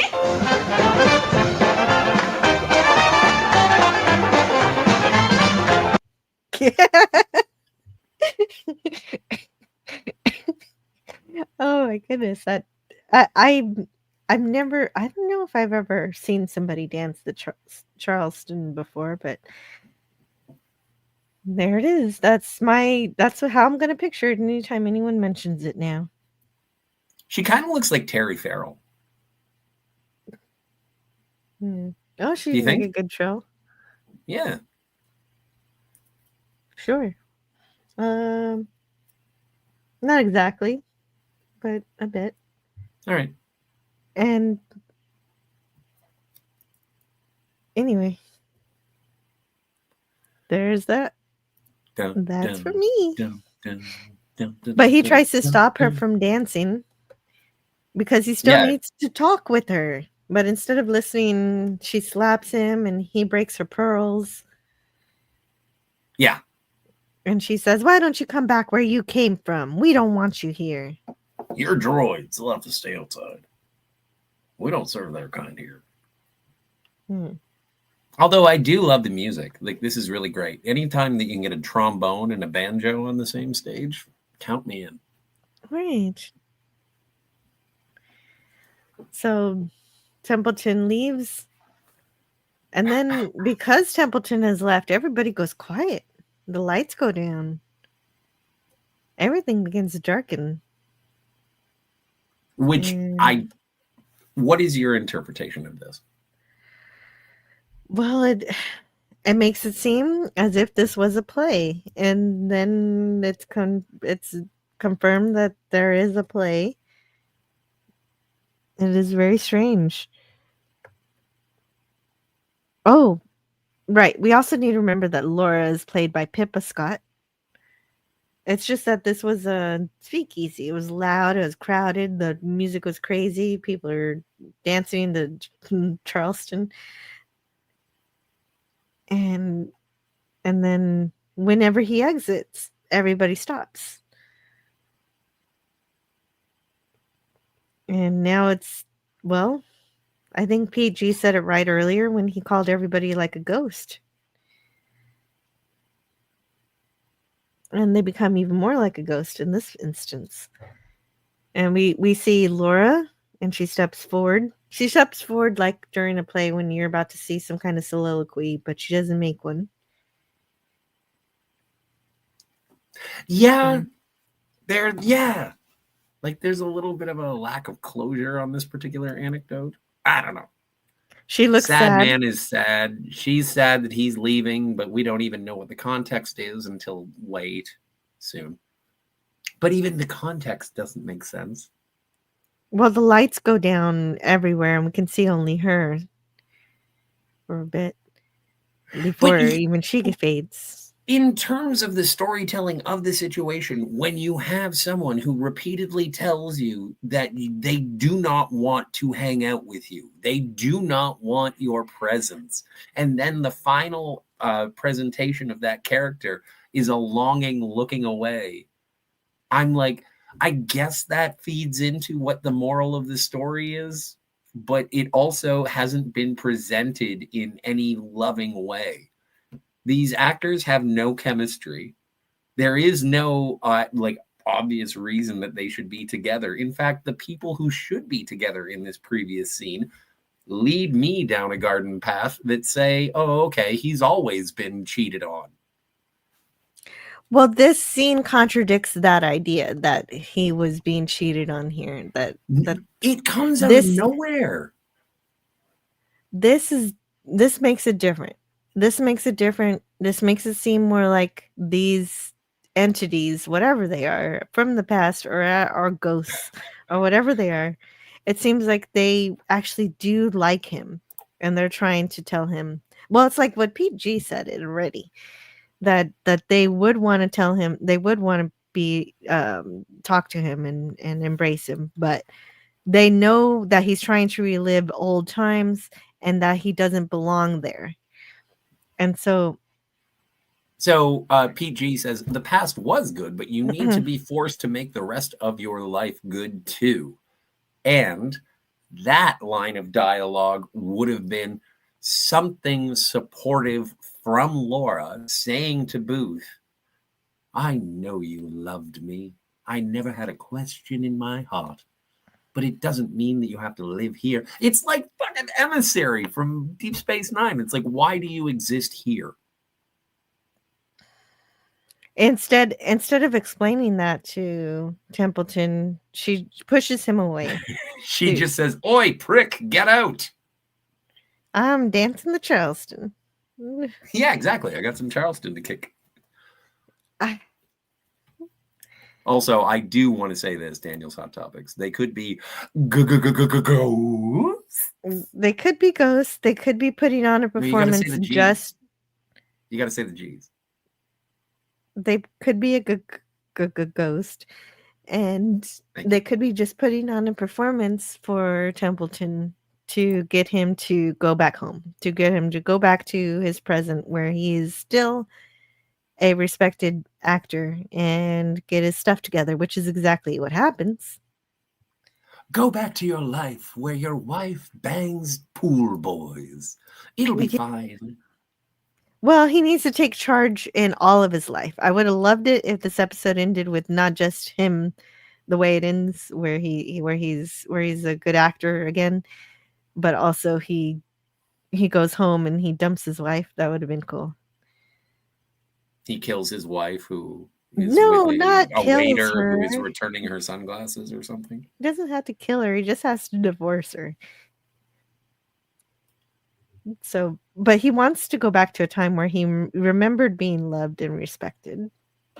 But the past doesn't want him. Well, but that's the thing, is if it's a story about going back to the past where he was loved and respected, the only inclination of that we get, or indication of that we get, is the audience praising him as he leaves the theater door. But when he goes to see who he loved and his best friend who he respected, he gets nothing. He does not get love nor respect. And so that was the takeaway for the episode for me, is that he was romanticizing a past that was better to him. And when he got there, it wasn't as good as he thought. But then there's this like other some twist. kind of idiot who was hitting the temple with a crane hook. He's like, oh no, the ghosts of the past wanted me to live in the now. And it's like, well, the now sucks just as bad as the past. You are delusional, Booth. But that's not what he remembers. So maybe the past didn't suck and these ghosts are just telling him the past sucks, so he lives in the present. But This also, is there's so this play. this is so ridiculous that we went from an episode where I was like, I have an adamant assertion and I was wrong, or at least according to you and the audience. And now we're in another episode right now, and I have an adamant assertion. And it's like, yeah, still wrong. Well, maybe in this one, I think it is more open to interpretation because it is very artsy in the way that it presents itself. Well, is Booth Templeton a replicant is what I want to know. I don't think so. He goes back. Okay. He goes back to the present, and it's just so weird. In the present, How? he was struggling. I don't know. He walked through a door. Oh, okay. He was struggling with his age, but the same problem occurs when he goes back to the past because, of course, he's still old. And it's like, this isn't makeup. I'm just old. And everything is different in the past from what he remembers. So, like, I thought like Daniel, oh, this is a different timeline. This isn't his real Laura. And he finds the same mockery, the same disrespect in the past that he does in the present. And so he goes back to the present. And oh, it's just very strange. And he goes back in the present. He's not sure whether he traveled to the past or not. And then he finds a script.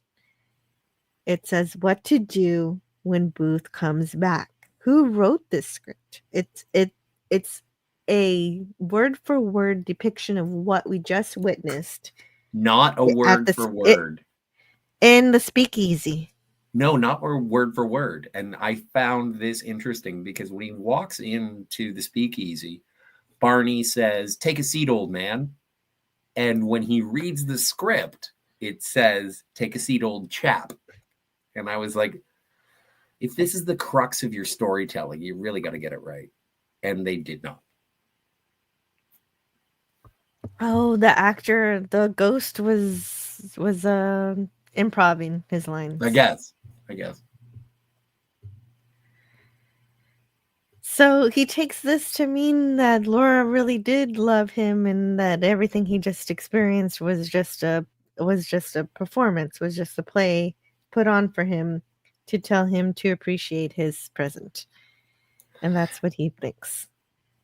Well, then he's mentally challenged because he saw like 3 people that were close to him in his early years, 30 years prior. And he was like, I know you, you're supposed to be dead. I know you, you're supposed to be dead. I know you, you're supposed to be dead. And it's like, oh no, this was all just the script. It was put on.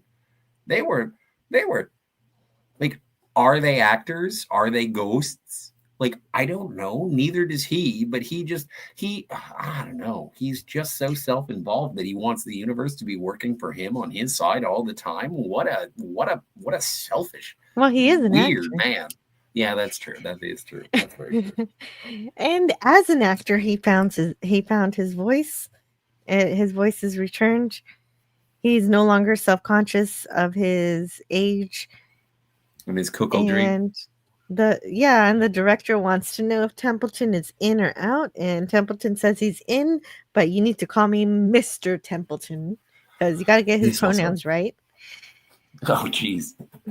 But this also makes me so upset because the director was Sidney Pollack was so like assertive about what was going on, and now there's no power dynamic at all. Templeton comes back and he's like, "You will call me Mr. Templeton."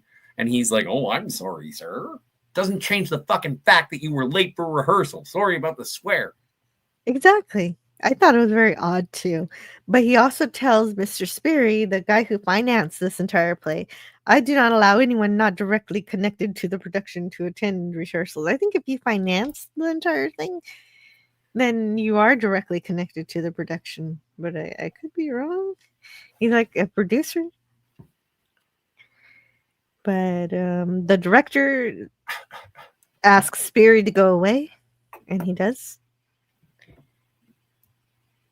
Anyway, and then he tells Art that he was correct. I've just had the most remarkable experience, young man. I couldn't possibly expect you to comprehend it, but I'm going to tell you about it someday. You I know, think you that's were right. I think that's The the first day best. of rehearsal. Yes. The first day of rehearsal is the most important date in the life of a play. And I think that that's the best part of the episode is whatever hallucinogenic journey Templeton went on. I do That's right. appreciate the fact that Templeton and the director, it looks like the beginning of a beautiful relationship, a beautiful friendship, collaboration between director and actor. That's the only thing that I take away from this, is that he is now more capable to open his heart to trust. And yeah. But aside from that, this is an entire mess. Well, he had a transformation, but I'm confused how that happened. Well, according to Rod Serling, Mr. Booth Templeton, who shared with most human beings the hunger to recapture the past moments, the ones that soften with years. But in this case, the characters of his past blocked him out and sent him back to his own time, which is where we find him now, Mr. Booth Templeton, who had a round-trip ticket into the Twilight Zone. Yeah. So, and yeah. That's this episode. And it was stupid. PG says it's more like a ghostly encounter with the past, like Field of Dreams when he's in Minnesota and meets Old Tuck. Yeah, but even in Field of Dreams, that is just inspiration coming from the past. Well, I guess it is his dad. Doesn't his dad show up in Field of Dreams? I think so. Yeah. And PG says the ghosts are putting on a show, so he will reject the past and embrace the present. I guess. Hmm. Well, and this is, again, going back to the conversation that we were having earlier. This just didn't connect with me. I found the logic of the contrivances to be weak. The performances, not so good. Even Sidney Pollack. I was excited to see him. And then I was like, oh no. He didn't do enough. You are not a good looking younger man. And so all in all, I don't know. Well, I'm not going to judge an actor because they don't look the way I want them to. Yeah, no, aesthetically pleasing people on screen is something that you shouldn't actually talk about. I don't know. I mean, I thought he was okay. I don't know. He kind of he's got a little bit of a Boris Karloff going on. And that's without makeup. He would be a great vampire, see? I was going to say Frankenstein, but yeah, vampires too. Sure. But Daniel's Hot Topic says, I don't think I read this one earlier, but in reality, the best thing a person can do if he cares about his health and ultimately his life is go to the future where technology, science, and medicine is quite advanced. Well, Daniel, he didn't know which door to go through to go to the future. He only had a present door. You can go back to the present from the past. Or I don't know.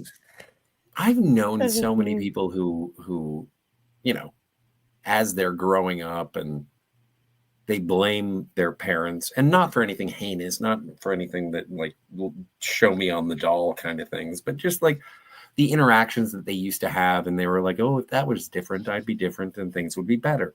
Or relationships of the past, and it was like, oh, if that was different, things would be different and I would be better.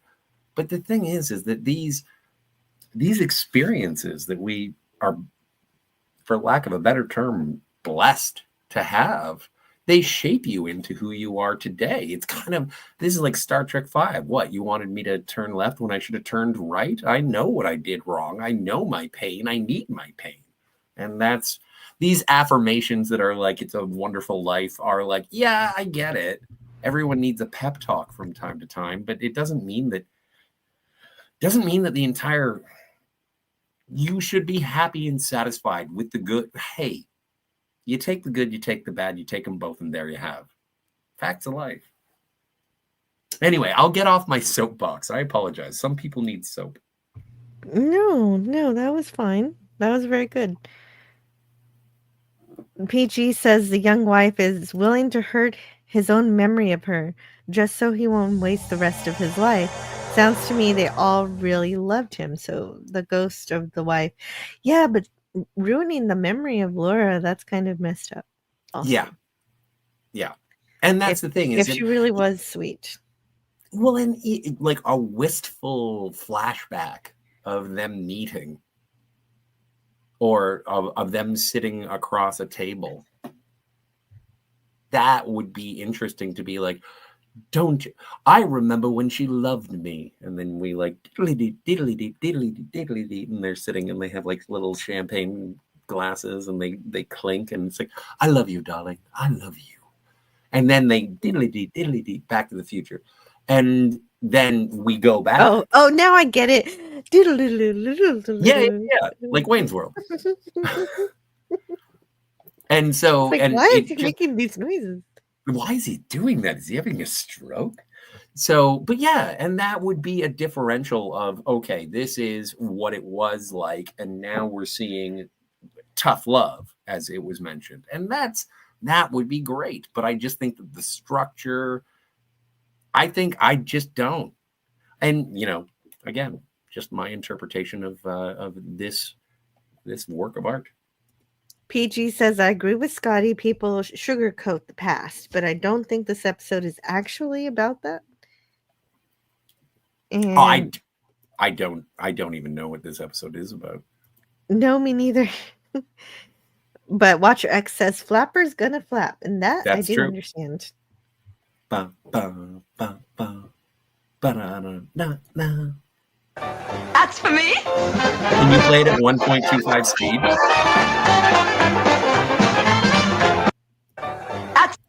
You want me to play it at 1.25 speed? Play it faster.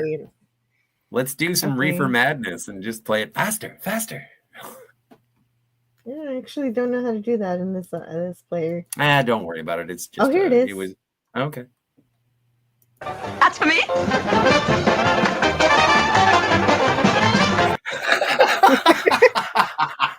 Yes, that is exactly what I wanted. Thank you so much.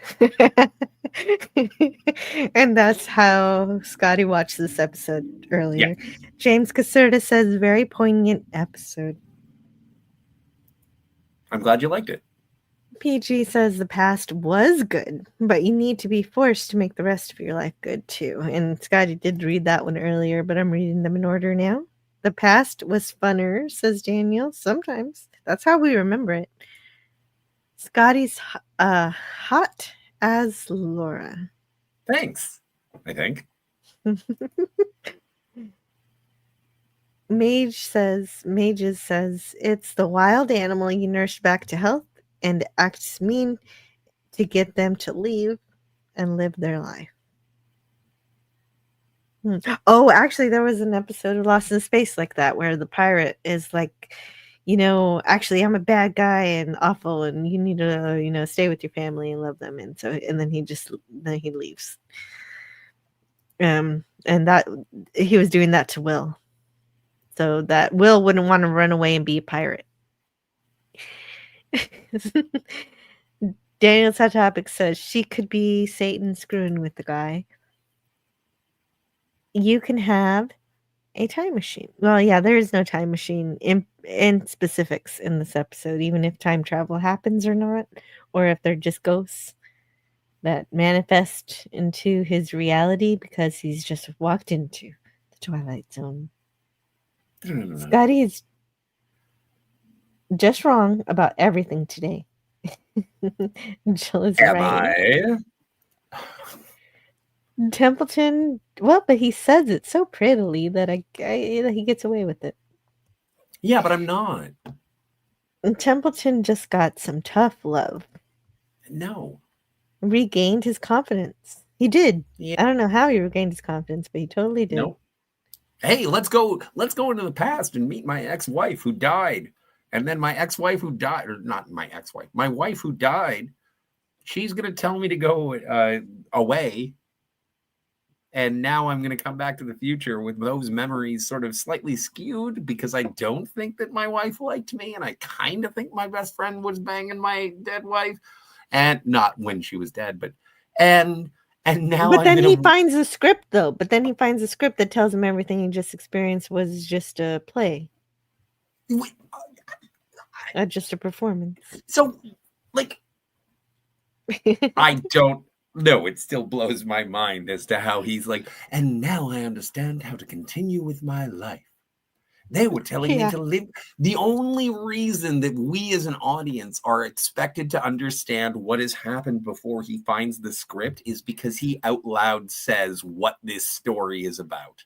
He says, oh, they rejected me because they wanted me to live in the life that I have now. And it's like, how did you get that from any of your interactions? I How don't did you know. get that? That's the part where I'm with you. I'm with you there. There's a disconnect, definitely, He just in his figures that out experience. to make it so he doesn't throw himself off a bridge. Yeah. My wife really did love me and was not in love with my best friend. Not based on the recent footage. Well, I know, but not except for that there's a script that tells him that everything he just saw wasn't real. I guess. Raul Julia says Klingon bastards killed my son. Klingon bastards. Killed my son. I don't want to grow up, but thanks, James. James Caserta says he had to grow up. Well, and if you did, you couldn't be a Toys R Us kid. That's true. That is very true. PG says, Scotty, you're totally allowed to not like every episode. Yeah, that's true. Thanks, man.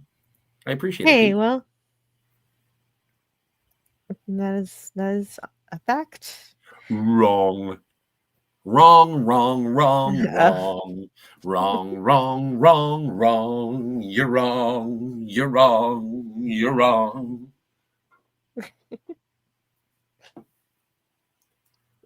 PG says the script reveals that they were just performing and didn't really mean it. Yeah. Then how did they we're look just identical? Ghosts. Well, because they were ghosts.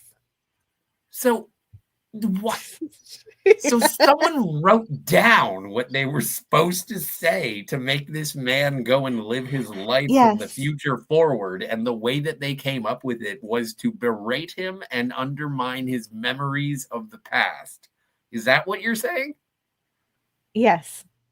Well, that's a bunch of hogwash. Yes. I'm not a huge fan of this one either, really. You're just fighting me for the sake of fun? Yeah. That makes sense. That makes sense. That's why we're friends. James Caserta said robots don't grow up. Oh, they're robots now. Oh, great. That's the first episode. Yeah. Laura was a replicant. Apparently. That's this episode, everybody. I think we covered it. Let me reveal the previews for next week. Okay, I'll be back in a second while you do that, and then we can wrap up. Sure. Cool. So, in this $28 a week hotel suite, there live 3 human beings who have larceny in them, from their toes to where they part their hair. Amongst the loot of one evening's caper is this camera, which they soon discover has most unique properties. It takes pictures of the future. Stick around for the development next week on the Twilight Zone. And it's called A Most Unusual Camera. This one is very familiar to me. Sure, I've seen it. Then the next preview says, this may look to you. Well, let me get rid of this. Let's put that here. Then the next one says, this may look to you like any dismal, dark, and dingy alley that lies skulking out of the myriad shadow places off the main drags. Actually, it's a private domain of leprechauns and elves and supplies. Actually, let me read that again. Actually, it's the private domain of leprechauns and elves and supplies the locale of next week's Twilight Zone. With us for a very special occasion is Mr. Art Carney, who plays the role of a department store Santa Claus. And he plays it with heart, the warmth, and the vast talent that is uniquely Carney. On the Twilight Zone next week, the Night of the Meek. Oh, it's Christmas next week. Yay! Hey, this one's a classic. The Night of the Meek is a Christmas episode. It's very, very good. Oh man, next week's gonna be awesome. Hogwash would not recommend, says Watcher X.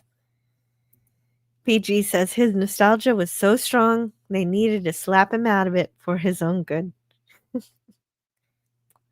I like your interpretation of this episode, PG. I think what you're describing is precisely the author's intent. Mage's Media Musing says past life intruding on the present time. Yeah, and James Caserta also thinks it's nice. James Caserta says Jill is a robot elf. Okay. Am I helping out Santa Claus or what am I doing? Gavin Blackburn says, oh, it's the Meek. I'm glad they're getting something. They've had a hell of a time. And so let's see what our poll looks like, because we've got a poll. So in order to look at this poll, I'm going to pop out the chat. You normally do that at the start of the show, but I forgot to do it. And in this instance, I want to share my screen. Okay. And so where is my Opera? There's Opera. And we got to make things small again, even though now I can't read anything. Obviously, from earlier, I made that mistake. So, oh, I am already sharing my screen, so I've got to stop it and do it again. Okay. Oh, I can't do that. I can't do what I want to do. Okay, so you know what I'm going to do? What's that? Is share my entire screen again. So, okay. This is the only way to do it because I'm not in Chrome and I have to start opening up YouTube in Opera too, so I can do what I want. My. But I'm not going to worry about that now. I'll worry about it later. For now, all we care about is the poll. Which episode do you like better? The Lateness of the Hour or Trouble with Templeton? And it looks like the Lateness of the Hour wins with 59% versus 41% for the Trouble with Templeton. So, this is such a weird, and again, I guess this comes back down to interpretation. It's like I absolutely adore everyone who prefers the Trouble with Templeton. It's up to you. It is. And since the Lateness of the Hour won, we'll play this video again. I'm a thing! I'm a machine! A machine! You have to send me that clip so I can put it on my Tinder profile. You want to advertise that you're a machine to your... No, I'm a thing. Dates? I'm a machine. I love machine. Wait. PG says, I voted for TWT because the ending was more positive. Very good. Yeah. It is positive. Yeah, but yeah, I think I've made my case. Yeah, you did. I'm not gonna. Well, you can repeat it if you want. No, you get mad at me when I say the same thing over and over and over. Well, not if I directly tell you to do it. I just think I admire the aspirations of Templeton. I admire his cope. Shrubby 1989 says, very Metropolis. That movie did my damn head in as a kid. A robot that becomes a living human woman. Oh, Metropolis is awesome. What? How did we start talking about that? Oh, because robot women. Okay. I still haven't seen it. I still haven't seen Metropolis. What? It's the best silent movie ever. I don't know, man. Phantom of the Opera was pretty good. I still haven't seen Phantom of the Opera, but it's just... What? No, I'm kidding. Hey, if you watch Metropolis, I'll watch Phantom of the Opera, and we'll talk about it. You know what? You get, I get the better end of that trade. Yeah, you do, because Metropolis is so cool. And Phantom of the Opera, although Kat loves it. It's not my favorite. Definitely see it. Well worth it. It's damn scary how much it predicted. Yes, the machinery getting stuck as a cog in the wheel, literally. Quite literally, though, in the movie. Metropolis is stone cold nuts. No wonder people went crazy for it. They shook him out of his unhealthy attachment to the past, says James Caserta. Yes, about Templeton? Yes. This is true. Again, I'm going to the past to see the love of my life, and then the love of my life is going to tell me I fucking suck. That doesn't sound like the affirmation of living a beautiful future. That sounds like, the things that I used to believe in, they're lies. Well, let's look at what happened with Walking Distance. You got this guy who goes back to the past to where his childhood existed. He sees he where his actual childhood version of himself is wandering around. And I was wondering if that was going to happen here, where we were going to see the young Templeton, but we didn't see that happening.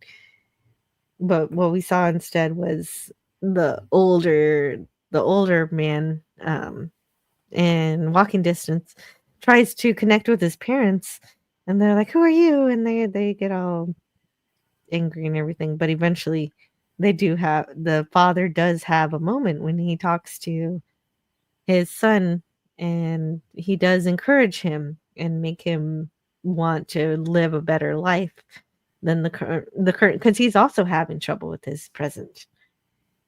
And this helps him, and the transformation in that episode makes a lot more sense. James, I accept your apology. PG and also, says, thanks all, gotta go. CP. Thank you, PG. I appreciated your interpretation of the episodes today. Yeah, it was fun. Shrubby says, sometimes that's what is needed to stop unhealthy attachments. Seeing the truth, and rather than the idealized version of it. That is dangerous too. People convincing you your childhood was wrong. And well, that's what Scotty's saying here is that the truth, we saw the truth, and that Templeton just had an idealized version of it in his mind that was incorrect. And he had to be told the truth. And that's one interpretation of this episode. Well, it's like have you ever gone back and watched a movie that you loved as a kid, and then you watch it and you realize that it's absolute total horse poop. Or a TV show, like Full House was better when I was a kid, and I try to watch it now, and no, this is so cheesy. How could I ever like this crap? And it's like, and it's fine. Recontextualizing the past is great, but it's just he's a simple boy who's like, oh, they were wishing me to look to the future, and it's like, no, Charlie, your past sucked too. Mm-hmm. I'm glad he has an optimistic outlook. I'm glad that the sun will come out tomorrow. But he's basically like, I don't like my wife now. She doesn't pay attention to me, and she has suitors coming in and going. It's my own fault for falling in love with such a beautiful woman who pays me no regard. And then he goes to work late, gets yelled at because I'm a machine. A machine. Sorry about gets that. told that he isn't as good as he thinks he is because he can't even show up for rehearsal on time. And so he runs away. And again, if you're having a panic attack, I hope that you find the help that you need. And he runs away, gets adulation because apparently he was a very well-regarded actor in the past, then goes to find his wife who's passed away. And she's like, you're not fun. I want to hang out here. I don't want to talk to you. I don't want to spend time with you. And then he's like, oh, this isn't right. I don't like this at all. He basically assaults her, like tears her jewelry, and then is asked to leave. And then with a haunting shot, everyone is like, I hope he lives his life. Like, is that what you get from this scene? It doesn't hold together for me. And then when he gets back and he's like, oh, no, it was all a script. They were trying to make me live my best life. No, it was a script to tell you you've always been a weak-willed cuck. And so, yeah, and then he goes on and he decides to assert himself over Sidney Pollack, and they apparently have a wonderful Broadway production or so. So I'm sure no, they this do. episode, I'm sure the this show is episode great. makes no sense to me. It does not strike me emotionally. It does not have any sort of regard. As I was watching it, I was like, what is going on? And then at the end, when it said, you just have to live for your own future, I was like, wah, wah. That's how this episode, it was a lead balloon, a wet fart, a soggy sandwich. I kind of agree. I'm not going to tell someone not to watch Twilight Zone episode, but watch The Walking Distance if you want the same story, the same message in a better package. And the reason, James, this is the conversation that we were having earlier, is that this is just my interpretation. And if you disagree with my interpretation, that I accept that totally. But I definitely disagree with I it. am wrong, I think is hubris. I disagree you. with I your. think you're great, but I'm not wrong. I My interpretation just differs from yours. Yeah, I disagree with it, but I understand it and I accept your interpretation as a possibility. And I also agree that it's not my top. If it's not your 10 jam, Twilight I get Zone it. episode. Yeah, Shelby says optimism is good, as is introspection. Moderation is the real correct method here. You can't always be one way or the other. Yes. Shades of Grey. Also, not my favorite episode of Star Trek Next Generation. No, but there's a better For All Mankind episode. That's I don't know if it's named that, but something like that. Is that Apple Plus show? Yeah. This one kind of had a lot of moral stick beating. Your past is wrong. How dare you think the past is better? Yeah. You know, I think that might be the problem with it. Thank you, Shrubby.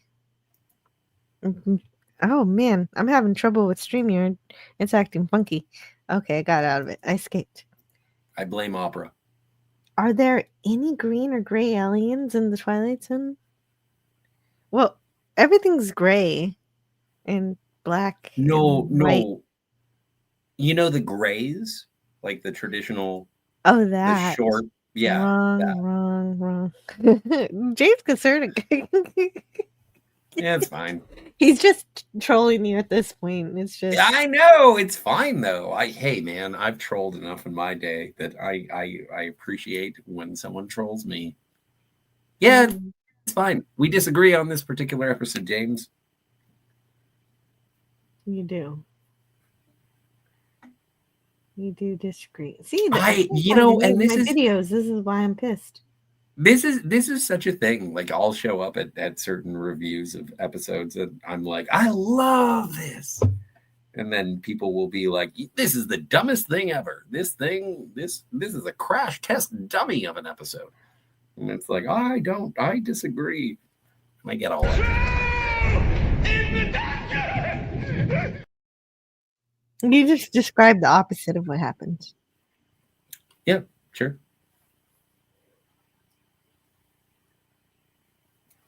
Throws brick at James. Don't do that. Don't do that. We here at the Anti-Derivative Jill channel do not advocate for violence of any sort. True. The 80s Twilight Zone is like a pale imitation. But it wasn't that bad. The 80s Twilight Zone was still pretty good. I was just upset when I was a kid because I said it's not in black and white. It's not really the Twilight Zone. Like this was when I was a little kid. But then I was like, okay, maybe yeah. But even like I do prefer classic Twilight Zone as opposed to the 80s Twilight Zone. But in the same way that I watch the 60s Twilight Zone and I'm like, ooh, who was on Star Trek? The 80s Twilight Zone, I'm like, oh, who are the major stars? Like it is a People magazine of stargazing when it comes to the 80s Twilight Zone. You get like Elliot Gould, Bruce Willis, like you get up and comers and classic actors. And so it is sort of a parade of stars. Well, it wasn't until I started watching Burger Prey 5's watch parties for the 80s Twilight Zone that I realized, hey, some of these are really very good. Mm-hmm. I should have given this a chance sooner. Like I would just say that the remakes of the original episodes pale in comparison to the originals, but there are original episodes to the 80s revival. I don't even want to say reboot, but revival. And yes. Revival, I think is the right word. That sounds right to me. I think that it is interesting. I think it's interesting. Sure. And if you don't dig it, that's cool. Chubby changes it to dropping a brick on his head, Looney Tunes style. Well, we don't need to drop anything on James. He's gonna be fine. No, he's cool. He's cool. He finds out how to have his own concussions. Well, and the thing is, I think I forget who said it, but it's like you're not required. It's not contractually required to like every episode. And it's just yeah, James likes this episode and I don't. And yeah, this game is supposed to be fun, not a life and death struggle. Precisely. Jill, you know exactly what to say when I don't know how to say it. Thank you, Chief. I thought he would help. Tear loves Tiva. Repeat. Tear loves Tiva. Repeat. See, that's so funny, Gavin. I thought the 80s series could be a bit shallow or style over substance. It could be very predictable, but at other times great. Now, when it comes to the Twilight Zone in general, I would omit thought the 80s series. We can just take that out. It could be a bit shallow or style over substance. It could be very predictable, but other times great. I think that applies to every Twilight Zone. Every single one. I've said from the beginning of this review series. I've been like, oh, I'm just waiting for O. Henry. I'm just waiting for the twist. You make me. I got to see this O. Henry just to understand. Well, O. Henry is a. But I like the twist. Yeah, no, I love a twist. Ooh, what a twist! But like, I think that is applicable to all of the Twilight Zone. I think that there is something. Sometimes it builds, the tension builds, and you get a thematic and emotional response to the stories that are couched within science fiction, fantasy, speculative, whatever you want to call the Twilight Zone. Sometimes it sucks. Sometimes it's good. Mm-hmm.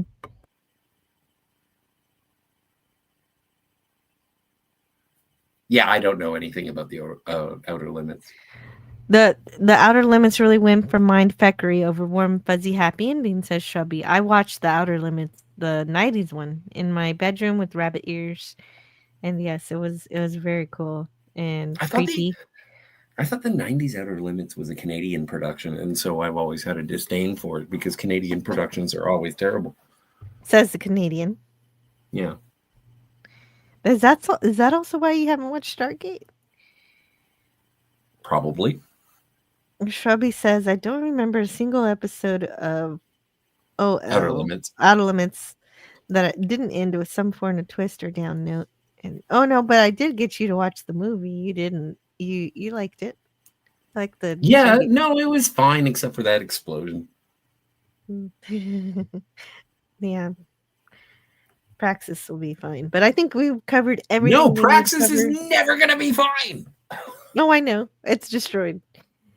But I think I've said everything that we needed to cover today. Yeah. And so I'm going to let Scotty tell me what he's doing around the internet. And we're going to get out of here. Well, heavens.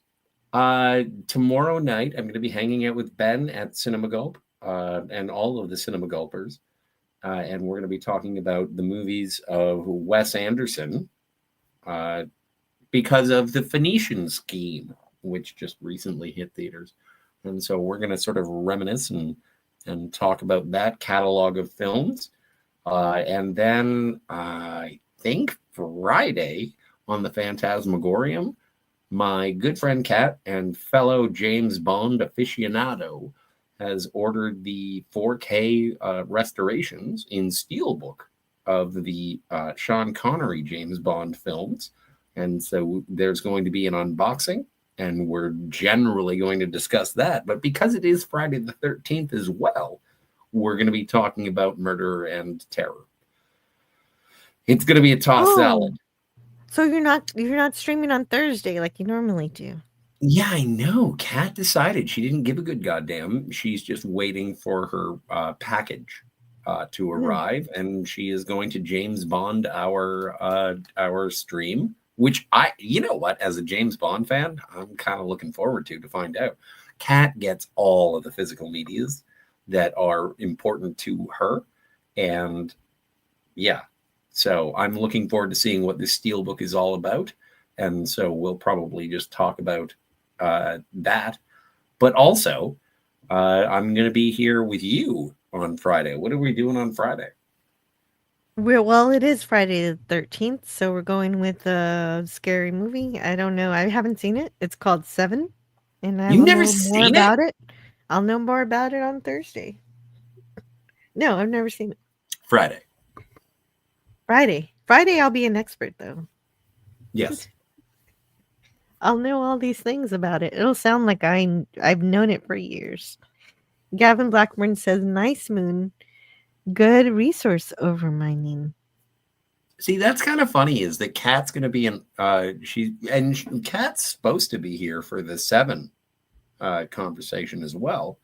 She's going to be unboxing her James Bond steelbooks on Friday night, but she's going to be here on Friday afternoon for a different kind of unboxing. Yeah, exactly. And then on Saturday, I'm going to play Fallout, so that's going to be fun. Are we doing that? Yeah. Yeah, I'm going to swing my hammer around for a little bit, and we'll see what happens. Nice. But for now, thank you, everybody who was here, who hung out with us. Gavin, Herc 130, Daniel's Hot Topics, Shrubby, 1989, Eris, 518. I think it's 518. I'm glad you said Eris. Yeah, I know. I'm trying to make up for my error. Don't say the error. Eris. If everybody wants to know what the error was, you have to rewind. Yeah, Okay. you gotta. Yeah. Watcher X, James Caserta, Mage's Media Musing. So glad you're joining us today. Who else? I apologize. I would like to apologize. I want to apologize personally to James Caserta. I apologize for being completely and totally incorrect all day today. Lemon Pie was here earlier. Oz was Greek Letters Larson. Oh, and my StreamYard decided to freeze. So now I can't scroll up to see who else was here. Oh, there it goes. No? Hey, the dead thought it- man. No, actually, I'm probably going to crash the browser because I just started Well, then clicking. we should just get out of here. But I can't end the stream. I can't click on anything. I can't end the stream. All right, so we can talk about whatever we want. All right. I think I might just close I out can of end the this stream and... if you want. No.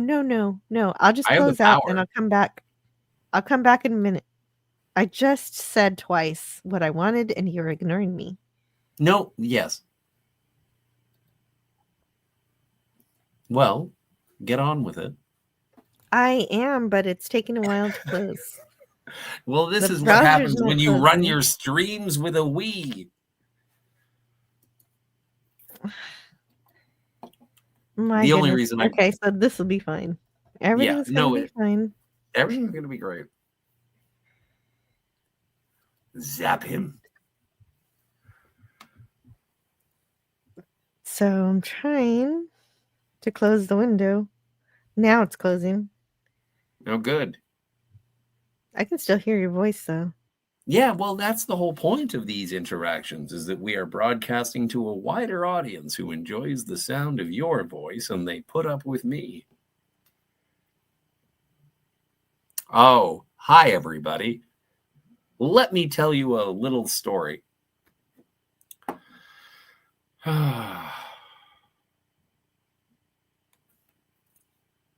Nah, it's too late. Mom's home. What happened to him? Nothing. I didn't do anything. Apology. Nothing bad, nothing good. Oh, and Jill something will in have a between. very different unboxing. Yes. Zap him? Yeah. Oh, No, it's fair just enough. one zap. No, it all worked out. One of these days, I'm going to forget all my built-in protective circuits and zap him. Just one zap.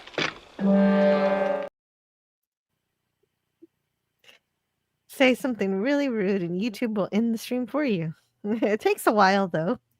Yeah. And I don't really want to, because Jill's my friend and I don't want to mess up her channel. No, thank you. Sorry to everyone who wanted a Scotty R37 show. He will have to start his own channel for that one. But I will see you guys next time. Thanks again, everyone, for being amazing in the panel and the chat and giving us your time so we could talk about the Twilight Zone and have a little fun. And I hope you did.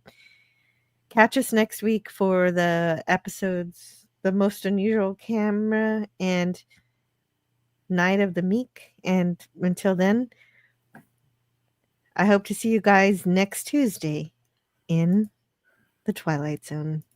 Da-da-da-da.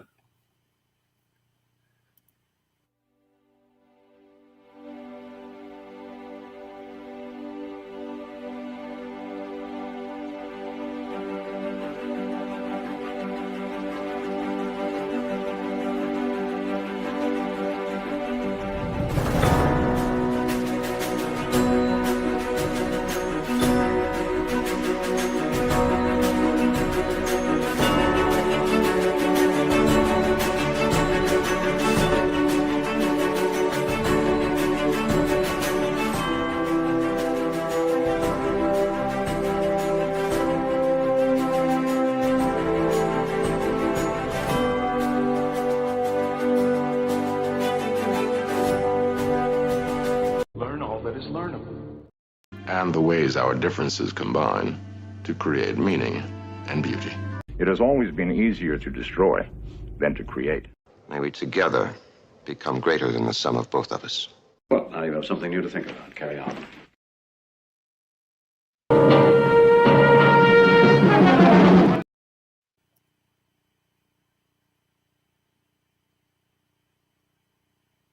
That's for me?